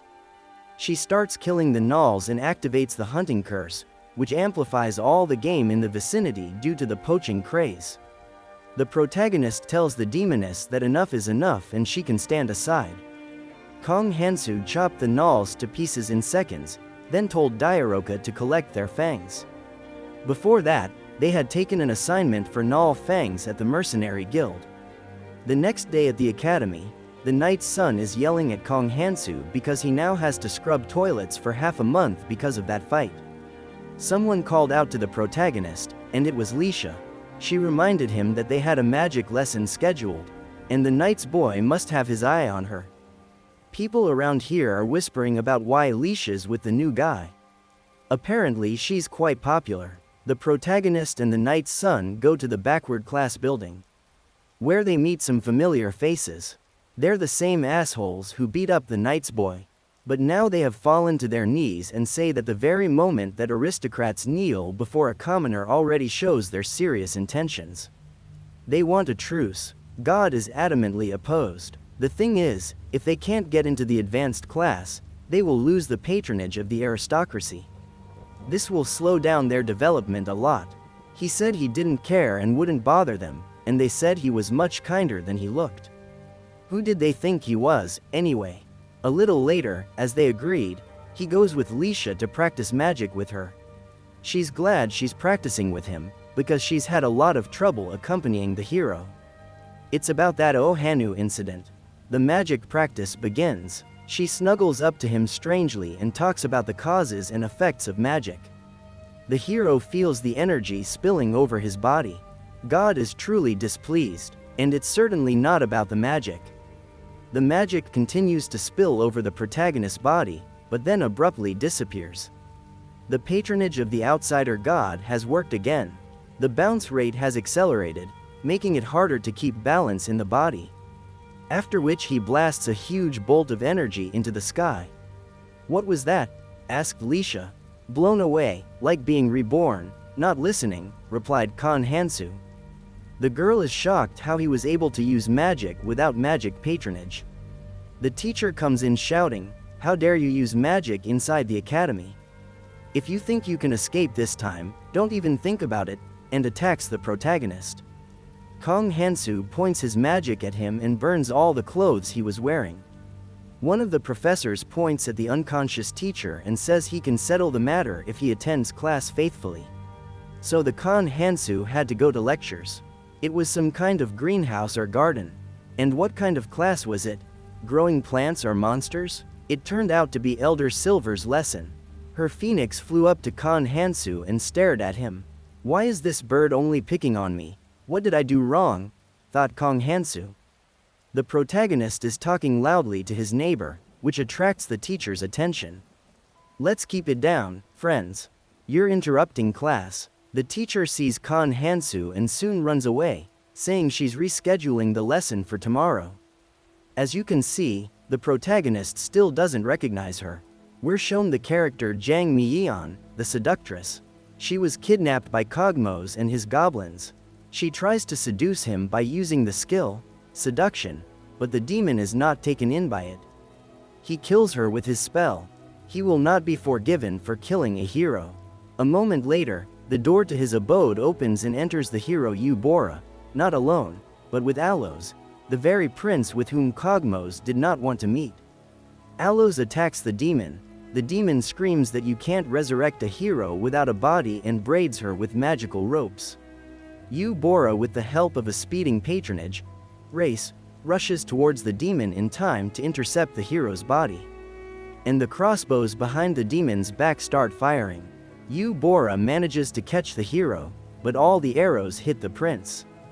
The demon grabbed the prince's body as a human shield so that the magician can't shoot, because he is afraid of destroying the prince's body. Without it he can't be resurrected. Cogmos shoots the magician in the chest as well. That leaves only Bora. She hid her sword behind her back and at the opportune moment snatched it and attacked the demon, but he managed to block the blow. The demon threw off his cloak and it enveloped her body completely. Nothing to breathe, she thought, and lost consciousness. But then the saint appears and says that the demon has crossed the line. At this time in the principal's office there is a dialogue in which the vice principal tells that in some areas students do not show progress, and that they may have to fire the vice principal by the end of the year. Is it only bad news? There is some good news. One able pupil is showing interesting results and he has the patronage of the C-rank elves. We are once again shown the greenhouse and Silver, who has called Kong Hansu to her. All because of an incident in the lesson with the slimes, he was able to favor them thanks to a bone. This is the excuse for Cerebret to hold special lessons for the protagonist. Today we will learn how to deal with a monster partner. She tells him to lie on her lap. God looks at this scene with suspicion. Is it just the Academy's lunatics or has the entire fantasy world gone mad? Already at night, he and Diaroka continue pumping the demoness by killing Nullles. Hunting is much more fun than lessons at the Academy. Diaroka has already leveled up to level 31. That's not a bad result. They continue to carry sacks of monster ears to the mercenary guild as proof of completing the task. The guild's treasury is already almost empty. In order to save the guild's budget, they were given a super difficult S-rank assignment. We'll have to do some digging. The protagonist has already dug a huge hole. How about blowing it all away with magic? But then you'll also destroy the ruins, replied the demoness. Kong Hansu thought of a way out. He summoned a portal and his squad of laborers came out. He bought them from the slave guild a long time ago. The slave laborers start digging a hole, and the Kong Hansu can take a break. With his mind, so to speak. With them was a woman. She offered them a snack and told them that the orc ruins visited another hero. He's been training there all this time. Kong Hansu thought it was the goddess' work and that he should stay away from the ruins for now. Soon it's morning. The protagonist has to go to class and he leaves the demoness to look after the workers. They're thrilled that Kong Hansu is bossing the demoness around. The protagonist walks around the academy and thinks that Silver's special lessons are strange enough that he doesn't understand their meaning. His thoughts are interrupted by a teacher who tells him that regardless of his midterm grades, his place is reserved for the advanced class. How did he earn that privilege? It turned out they couldn't demote Silveret's best student. Who would doubt it? After class, Kong Hansu went to the dig site to meet Diaroka and ask her to go with him to a place. They went to catch a strong monster. He needs a very strong monster as an exam. The demoness says there's a strong one nearby. And it's herself. Well, when's the harem? And here comes a monster that looks like an elephant. It's called Lambo. It's the kind of monster they use in the Knights Cavalry. The teacher will be pleased if he can catch one. But the Lambo is attacked by a snake and entwines its body around him. I'm going to eat today, comes the snake's voice. It's a Lamia, half man, half snake. She sees the protagonist and says that such a man should be taken away without delay. But Diaroka is against such a thing and immediately throws herself into the fray. The demoness grabs her by the tail and starts spinning the Lamia around screaming, "He's my master." And then slammed her to the ground. Now die, you low-grade Lamia. Kong Hansu left her behind, saying she can even talk, let's tame her. The Lamia took advantage of the moment and ran away. Turning around she said she would meet the demoness again. At that very second, blood spurted. It was the dragon that decided to eat the Lamia. Judging by the fact that the Wrath of the King curse was activated, it's definitely a dragon. I remind you that it provokes all dragons in the vicinity to attack the protagonist. Kong Hansu used all the strength he had and struck. But not at the dragon, but next to it. Then he said, "From now on, you belong to me." Judging by the frightened dragon, it worked. Diaroka tells us that there's no problem with food, because dragons eat everything. The protagonist suggests we name him Cogmos II. Now back to the academy. We are transported to Ohan, who is bored with the trek and longs to get to the academy as soon as possible. He tried to find a caravan to the academy at the mercenary guild, but was rejected because of his low level. But again he gets lucky and meets the head of the mercenary guild, Cassandra. Their group was just moving to the academy, wouldn't he like to join them? That's how he ended up on this camping trip. Their camp was suddenly attacked. They turned out to be high-level trolls of level 19. The hero is asked to support the mercenaries with magic. A battle ensues. The first mercenary attacked the troll, but it didn't feel it. The level is too high. The rest of the mercenaries also rush into the fight, and the hero is still standing there thinking in his head how strong the trolls are, instead of attacking with magic. Cassandra the guild leader has also fallen. Ohanu starts again that he is a legendary hero and only he can save everyone. But the mercenaries shout at him to forget about magic. Better watch as Cassandra the dragon's daughter reveals her true colors. She also has the patronage of the wrath of the dragon. Like Diaroka, at the critical moment dragons come to her defense. And so the bone dragon starts attacking the trolls. He's clearly better at it than the mercenaries. He tore one troll apart with his paw, another one with his tail. Thanks to Cassandra they are alive and all the members of the squad thank Cassandra. Once again, Ohan was not given the opportunity to show off his genius skills. We are once again transported to the academy, where the students are calmly walking around the academy campus.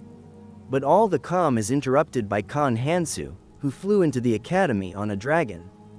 The teachers are shocked, but the protagonist calms them down, saying it's okay. He picked up the dragon on the road and is thinking of taking it in. "You'll forgive me, right?" says Kong Hansu and uses the forgiveness skill. The protagonist during their special lesson shows Silver how he trained his dragon. But they are interrupted by one of the students. He shows her that he has tamed a rare divine beast and is worthy of taking her extra lessons too. She sends him away. The fool doesn't understand the reason for the special lessons. In the evening, Kong Hansu came to the digs again and decided to ask the demoness about black magic. Why elves can't use it? Diaroka explains that the elves' lifespan is not as long as that of demons or angels. They just stretch it out and extend it. A human wound takes 3 days to heal, an elf takes a month. Unlike demons who recover quickly, they are not even close. The workers are shouting that they're finally done, they've dug enough. And there's a hole at the bottom. "Master, are you going to go down?" Well, of course he is. He hasn't been digging for a week for fun, though not by himself. He and Diaroka jump down together. It's dark below and the demoness lights up the corridor with magic. Suddenly they are attacked by trolls that look like green tea jelly. But for the protagonist, they are no longer opponents. He chops them apart by smearing them in green slime. His ring reacted to something. Maybe there's treasure in this dungeon. The demoness tells him the tiles on the wall have changed pattern. Apparently they've come, but there's a dead end in front of them.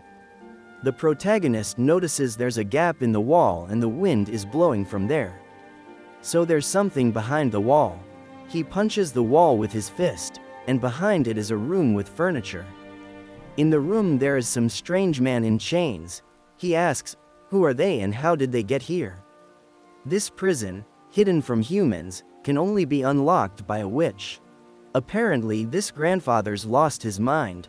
He yells, "Witch," and throws himself into the fray. Diaroka and Kong Hansu dodge.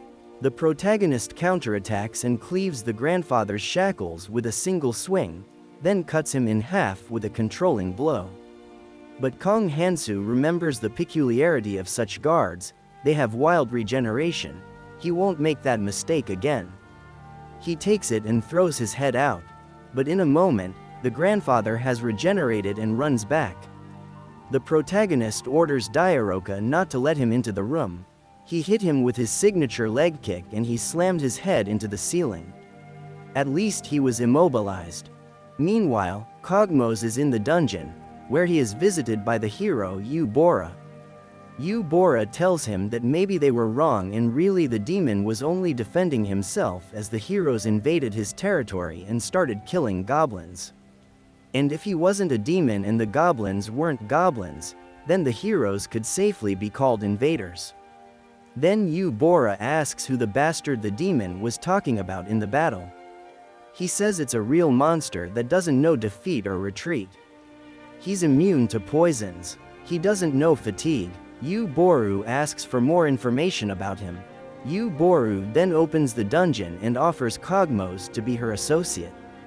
That is, she offers him to betray his race and side with the wretched humans. The demon realizes that he has no other chances to get out of prison and agrees to the hero's proposal. We return to the protagonist, who has arranged to clean the room where the crazy grandfather was. He called in a cleaning crew from the portal and they cleaned it up very quickly. The demoness says that they took everything they wanted and we can call it a day. She also found out that the owner of the ruins is a witch. And she's very strong. Her power is equal to the gods. Before leaving, Kong Hansu left the crazy grandfather some expensive artifacts so he could start a new life. So the grandfather became the guardian of the entrance to the ruins. A huge crowd of trolls has blocked their way through. Diaroka says that there are too many of them to get through. Then the protagonist says he has a plan. He takes the demoness in his arms and uses Dragon's Wrath, after which the corridor is filled with bone dragons. And chaos ensues, with trolls fighting dragons and the protagonist and the demoness sneaking through the battle. After a while, Khan Hansu found Diaroka in a pile of bones and asked if she was alive. To which she responded by kissing him. Did the face of a god present itself? The ring glowed again, which means they are very close to the target. They have to run before the jelly men catch up with them. They came to a golden gate, which reacted to the ring and opened. Inside was all steamed up and some figure was sitting in the center of a fountain. This figure said, "Oh, dear husband, come to me." Now did the face of the demoness present itself? That figure turned out to be a mermaid. Diaroka says, "What, is that the great witch Anbora? I can't believe she's still alive." In the history of Fantasia, the only person to single-handedly defeat a demon king was this witch. She sacrificed everything she had for love. Then she asks Kong Hansu if he'll give her death. An original way, of course. The witch attacks Kong Hansu. He dodged it by jumping high into the air. "How without wings are you going to dodge in the air?" said the witch. Diaroka came to the rescue, and then threw him as much as she could at the mermaid. He used all the patronizing, after which he chopped her across the body. But it seems the rumors of her power weren't rumors. She bound him with water whips. "What simpletons you warriors are, after all," said the witch. "I have no such patronage," says Khan Hansu and uses her black magic. A red beam blows off the top half of her body. But like a legendary witch, she has regeneration and instantly restores the lost part of her body. Kong Hansu shouts that his goal is not to kill the witch, then cuts off her tail. He opens a portal and throws the severed tail into it so that she can regenerate in the orc ruins. Demoness says that if there are no rewards and guards left in the ruins, then there is no point in the ruins. After that, everything starts to collapse and the protagonist and his slave run away. At this time in the orc ruins where the hero Kangmin is training with an orc, a portal opens and half a mermaid flies out of it. Apparently Khan Hansu considers the training stadium his personal trash can, thought the orc. After a moment the witch recovers and receives the curse of the ruins, which forbids her from leaving the ruins or doing anything illegal on the ruins grounds. Another weirdo, thought the orc. The witch introduces herself as the guardian of the ruins and the Great Witch of Anbor. And now the hero Kanmin has to defeat not only the orc but also her. Kong Hansu is resting after looting the ruins and checking the status window. He managed to get the curse, greed. It should hide his status from other people. But he is interrupted by a black magic teacher and asks him to help her. They come to a laboratory where a coffin with a man is lying in the middle of the room. The teacher hints to him that she knows he has a blessing that can make up for the black magic fee. She tells him that a lot of controversy has built up around the ruins that the Academy can no longer ignore. It's about the ruins that the protagonist just looted, so they must fulfill the Duke's request and find the murderer of his wife. That is, they need to revive the girl and ask her about the killer. The two of them start to use a spell, during which Kong Hansu gives up some of his life force to bring the girl back to life. Seemingly succeeding, they see the figure of the girl through the smoke, asking why they resurrected her. The professor of black magic explains to her that the Duke ordered it and they must find the killers. At that moment, assassins fly into the lab and knock out both girls. "Who the hell are you?" asked Kong Hansu, but instead of answering, a dagger was thrown at him. At the same time, the second assassin girl attacked. The protagonist stabbed her chest in the heart area. The second girl started using black magic and summoned a green blade. "I will show you the power of the fourth demon king whose poison has killed countless heroes," said the girl and attacked. Kong Hansu dodged her first strike and kicked back. "Nice kick." A voice comes from behind. "You can't let her die," was the severed head of the resurrected girl. The professor puts her head back on and says that it takes the strength of at least 5 people to resurrect her. How can Kong Hansu be okay after that? It's all thanks to the patronage of the great and unique god assassin. The girl asked how long she could live after the resurrection. The professor replied that until Kong Hansu's powers run out. The outsider god indirectly gave her his patronage. She says that in order to stay in this world a little longer, she will have to protect the young man's life. The protagonist is outraged that he can see the aristocrat's status window and hear her thoughts. It turns out that because only the protagonist's power was used, this girl is now his familiar. Diaroka is going to be surprised. Kong Hansu drinks tea and silently watches the verbal confrontation between the two titans, who take turns slinging mud at each other. While he searches for the killers, he's forced to take her in. Meanwhile, the hero Ohanu and his caravan arrive in the city, where they meet their new employer Count Zerodit, head of the trade guild, Diaroka. The Count tells them that the last owner of the guild was in debt and was sold into slavery. Now you know why the guild is called Diaroka. They set off on their journey and Ohanu noticed a strange thing. Since they took the customer, they had never been attacked. A carrier pigeon flew into the carriage with the customer and Ohanu decided to peek inside. Inside, the customer was talking to his assistant. He said that the Demon King ordered them to hurry up with the plan. They were ordered to infiltrate Hogwarts Academy to look after the Demon King's daughter. But the orderer heard that he was being followed, so they captured Ohanu. They tied him up and tied him to a tree. "Deal with him quickly and quietly," ordered the Count to his assistant. Some demon god asks Ohanu if he needs power.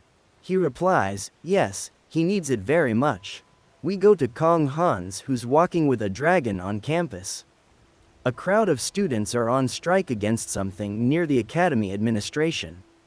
Some knights ask the students to disperse. They go to the administration. Diaroka explains that the Imperial Order of the Golden Path. This order is known for mass slaughter and the fact that they never take treasure, no matter how much it is worth. Here we are in the Academy Director's office. The knight explains that they're here to ensure the safety of the students. And the headmaster accuses them of coming to take over the ruins and everything there is. The assistant principal tells the knights that they'd better explore the ruins together. The knights go first and prepare an expedition. Meanwhile, the protagonist watches his dragon eat an elephant. In just a few days, there was such a fuss. Because of the demon invasion, the midterm exams were cancelled. You dragged me to the academy for this, Mr. God? Asked Kong Hansu, and the god only spun around with joy in response. The fact that demons showed up in such a backwoods area is a serious matter in itself. Dairoka would do well to hide his horns. The girl asks if Kong Hansu could use the treasure from the ruins he looted. But there was nothing there, replied the protagonist. Meanwhile, at the knight's camp, one of the scouts reports that they haven't been able to break in yet because of the endless attacks from the trolls. If this continues, they will soon lose their entire squad. They need to find a solution. But the captain says that they are the pride of the empire. Can't they deal with the pathetic trolls, and announces a second attack. Kong Hansu and the girls discuss that the knights are rushing too fast. They explain that the knights are rich in elixirs and healers. Therefore, their goal is not a long war, but a short-term conquest. Why are you looking strange? Asked Kong Hansu to the demoness. Dairoka explains that the knights have come to investigate the murder of the girl, while they themselves are only busy conquering. What's strange is that they are investigating the ruins and they don't have anyone from the temple. Perhaps they have sent assassins, because there are not many people in the world who would like to get rid of the Duchess. A servant of the knight's son came running in with breaking news. She said that the high nobility of the Lake Kingdom, along with the hero, honored Hogwarts with a visit. It's rather strange that it wasn't the knights or archmages who came with the hero, but people from the Lake Kingdom. I'll have to check it out for myself. Kong Hansu and Dairoka start spying on the carriage with the guests. The hero and two demon minions come out of the carriage. The protagonist recognized his classmate Ohana, but what is he doing in this strange company? Who would have thought that we would meet here? Said the demoness with hatred and attacked. But the protagonist stopped her in time with his hands. And then, like a true fighter, threw her over himself. That calmed the demoness down. Dairoka went to the backward class and tore down the fence. Because the children of the aristocrats from the Lake Kingdom were studying there. The protagonist asks them how they didn't notice the demons in their lands. The demons put their man in the count's place. Tell me what you know about him, asked Kong Hansu angrily. The girl says that the count has no merit and did not marry an aristocrat. And it's strange enough that a low-born merchant was given the title of count. The second of the apprentices said that the count ordered many mercenaries from his kingdom. But there's no such thing as a high-ranking nobleman without knights. The Duchess is puzzled as to what the temple is doing while demons are ruling the lands. Kong Hansu says he'll meet with them to see what and who they're dealing with. At this time, Oh Hanwoo complains to the gods, asking why such a fate has been given to him. He hears a whisper, "Oh, hero, the gods have played a cruel joke on you." Oh Hanwoo shouts for the voice to reveal its identity first. Then, he suddenly finds himself in a grand hall. At the center of the hall, seated on a throne, is the Demon King. The Demon King speaks. These gods have started their game again. Are you ready, hero, to face the truth? The Demon King tells the hero that, in the distant past, he and Avelia once fought side by side to save the world. Yes, he too was once a hero, just like Oh Hanwoo, summoned to this world. The Demon Queen explains that Avelia is now known as the Saint, the very one who helps heroes. 3,000 years ago, the Demon King began questioning why levels had become the measure of everything. Wasn't it different in his own world?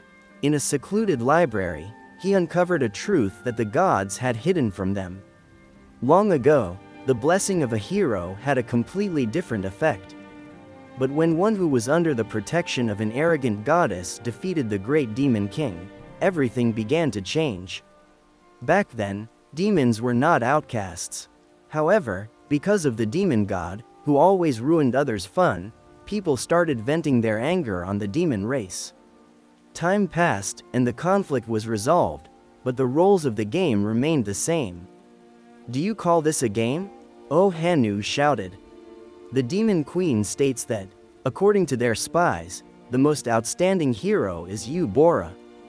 However, they have determined that the best candidate to become the demon's ally is Oh Hanu. Oh Hanwoo thinks that he has finally been recognized as the main protagonist and that this is his secret quest.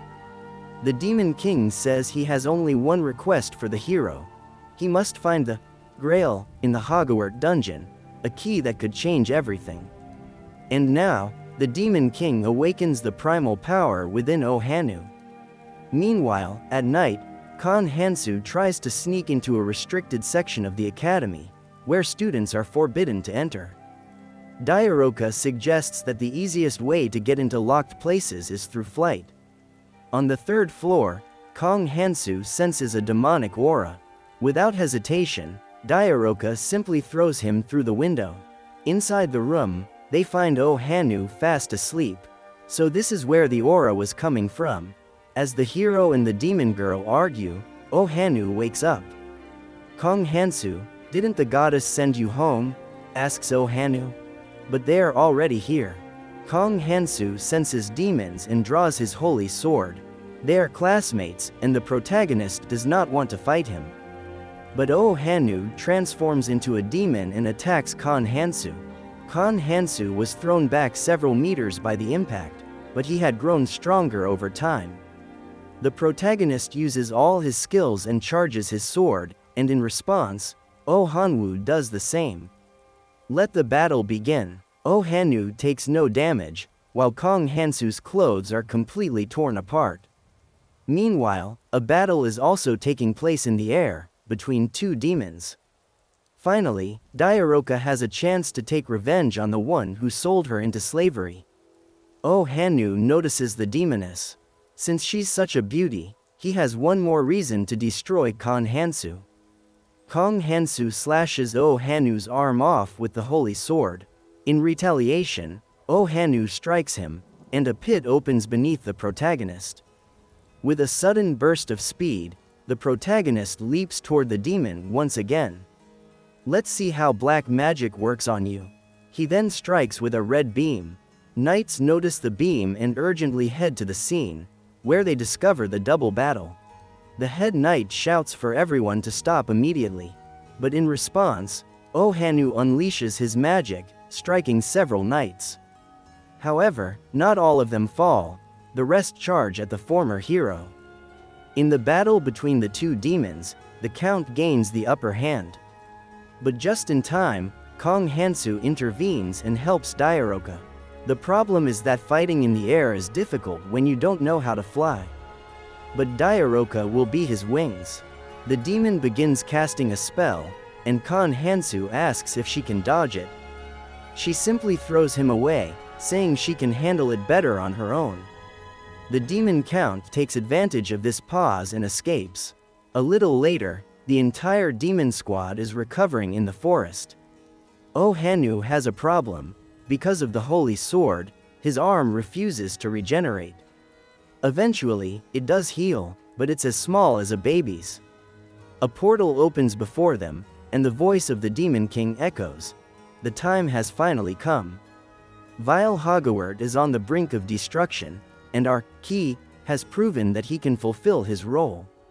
The Demon Queen grabs Oh Hanu and throws him into the portal. We can't delay any longer. Monsters appear, and the Demon Queen declares that they must finish everything before the Saint intervenes. Meanwhile, a report reaches the Saint. We are under attack. Hogwarts has been attacked. According to reports, the instigator was the hero, Oh Hanu. That idiot again, the Saint thought. Due to the dungeon's opening, many people are inside Hogwarts, and there are casualties among them. Several academic buildings have also been destroyed. Additionally, they have discovered signs of Oh Hanu's fall. The Saint urgently heads to the academy. The Knightly Order struggles to deal with the aftermath of the destruction. The academy is engulfed in flames.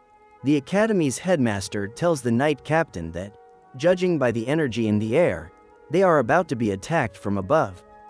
The captain replies that he may not be able to help. Their potions have run out, which is why they were in a rush to seize the dungeon. They absolutely must find the Holy Grail, hidden beneath Hogwarts. There are 3 things that meet the conditions of a true hero: the Holy Grail, the Holy Dragon, and the Holy Sword. Even the strongest witch, Anbora, who once fought the Demon King alone, would not have been able to win without the Holy Grail's effect. Now, the Knight Captain asks the headmaster to join forces, as the situation is critical. The woman agrees. Meanwhile, the protagonist, a crazy old man, and the professor of black magic head into the dungeon. They arrive at the assassin who attempted to kill the Duchess. It turns out she isn't just an assassin, she is the Demon Queen's daughter. No wonder they spared her. She belongs to the highest class of demons, but judging by the fact that Diaroka doesn't remember her, she must still be a child. What is she doing here? The concept of children among demons is different. To conceive new life, a mother must share her energy, and there aren't many demons in the world willing to give up a part of their power. This means the Demon Queen values her greatly, and she could be used to bring Ohanu back. The demon's daughter says they won't risk everything for her, and besides, the hero Ohanu is part of the great Demon King's plan. Interesting. What role does Ohanu play in this plan? The demoness asks if they know the secret behind summoning heroes. Kong Hanu responds that he knows the goddess is a liar. The girl explains that right now, the summoning of heroes is overseen by some arrogant goddess. As the primary supplier of heroes to fight the Demon King, she serves as the intermediary. But when the Demon King was still a hero, a different god was in charge of it. In the past, humans knew nothing about the gods, but eventually, they became dependent on them. And the hero summoning was a way for the gods to prove their superiority. The Demon King believed that the root of the problem lay in the summoning of heroes. Under the pretext of divine protection, they are stripped of their freedom and used as mere tools. Thus, the demon's mission is to make everyone acknowledge the truth, that humans are nothing more than playthings in the hands of the gods. Well, that's quite the questionable motivation. The girl says she revealed the whole truth because Kong Hansu is more of a demon than the demons themselves. But Diaroka quickly shuts down that attempt. Meanwhile, in the forest, some sort of ritual is performed on Ohanu. When he wakes up, he is a completely different person. Or rather, the Demon King has possessed him. Why not take over Hogwarts now? Doesn't this feel a little too much like Voldemort? The Demon King declares that if the Academy does not hand over the Holy Grail, he will destroy it. At that moment, the Academy headmaster discusses the plan with the Knight Captain. They must hold out. Reinforcements from the neighboring kingdom and the temple have already been dispatched. But how are ordinary knights supposed to hold out against such enemies? One of the professors reports that the students will also join the defense.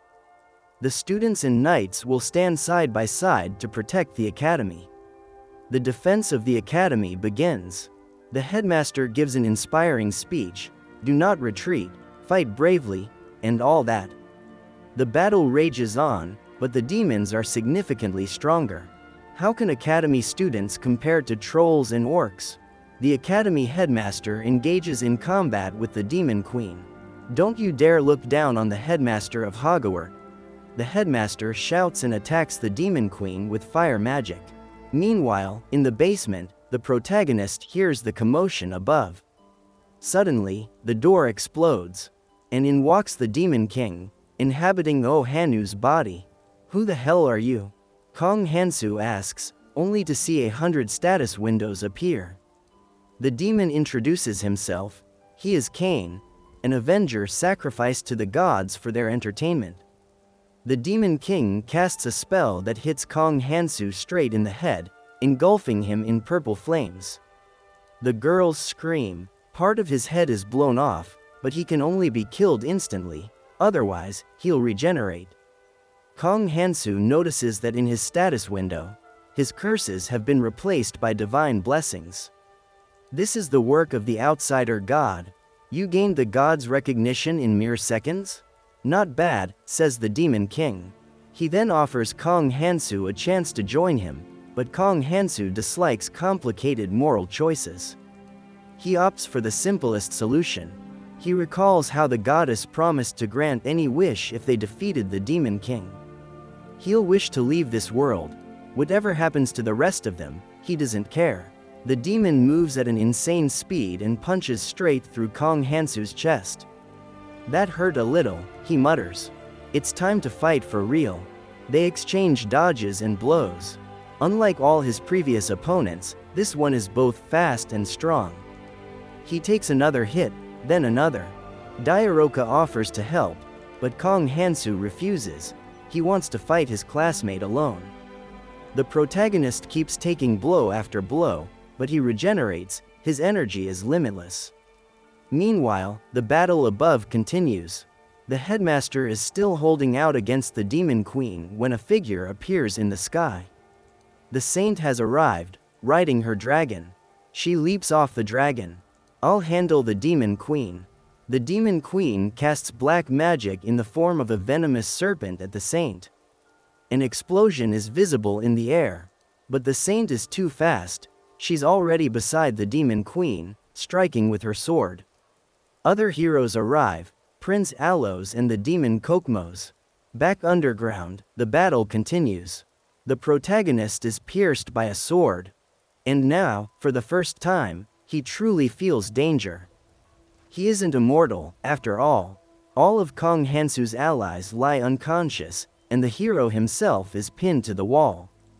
As he begins gathering energy for his spell, he sees a light behind him.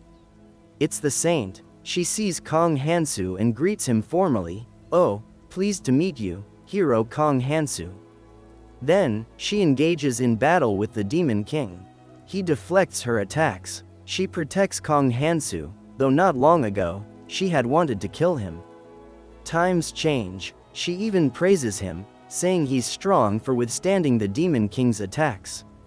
Kong Hansu rejoins the battle. Now it's him and the saint against the Demon King. The saint flanks him and lands a slashing blow. Something strange happens. It feels as if his soul is leaving his body. The Demon King screams in agony. That was a soul-severing sword. Even for demons, such a weapon is cruel.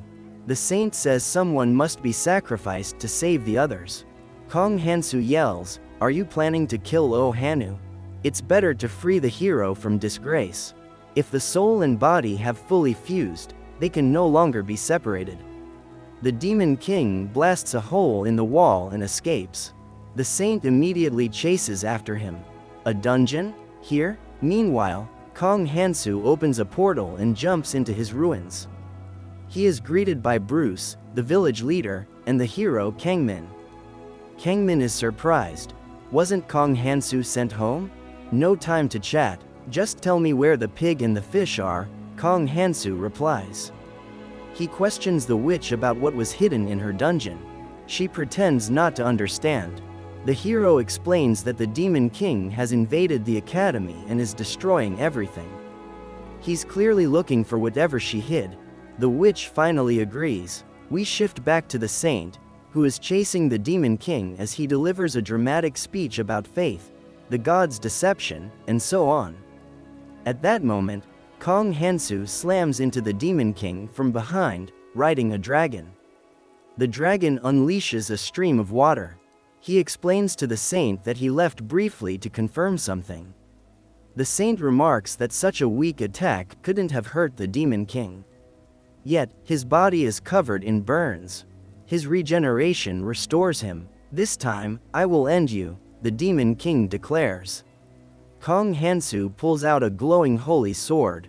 The second round begins, but suddenly, the Demon King starts getting injured again. Kong Hansu explains to the saint what he did. They infuse the dragon with water from the Holy Grail. The Demon King realizes that the witch is still alive and that she possesses the Grail. He summons an enormous number of portals, and monsters start pouring out. Now, the saint and Kong Hansu must face the Demon King and a horde of monsters together. Kong Hansu activates Dragon's Wrath. This time, it's a divine blessing, and the summoned dragon is meant to protect him. The monsters flee in terror from the dragon, leaving the Demon King alone. 1 versus 2 dragons, the Holy Sword, and the Holy Grail. He asks for the hero's name. Kong Hansu shouts, "I am Kong Hansu," and raises his sword. A glow appears in the sky. A god proclaims that young Kong Hansu has slain the great Dragon King. Rings of light begin to form around the heroes, and the outsider god opens a massive portal. Suddenly, all the heroes are back in their school uniforms, somewhere in the clouds. Kong Hansu looks around and smiles. "It's good to see you all again. Been a while." The outsider god asks Kong Hansu, the hero who defeated the great Demon King, "What is your wish?" "My wish is to return home to my family."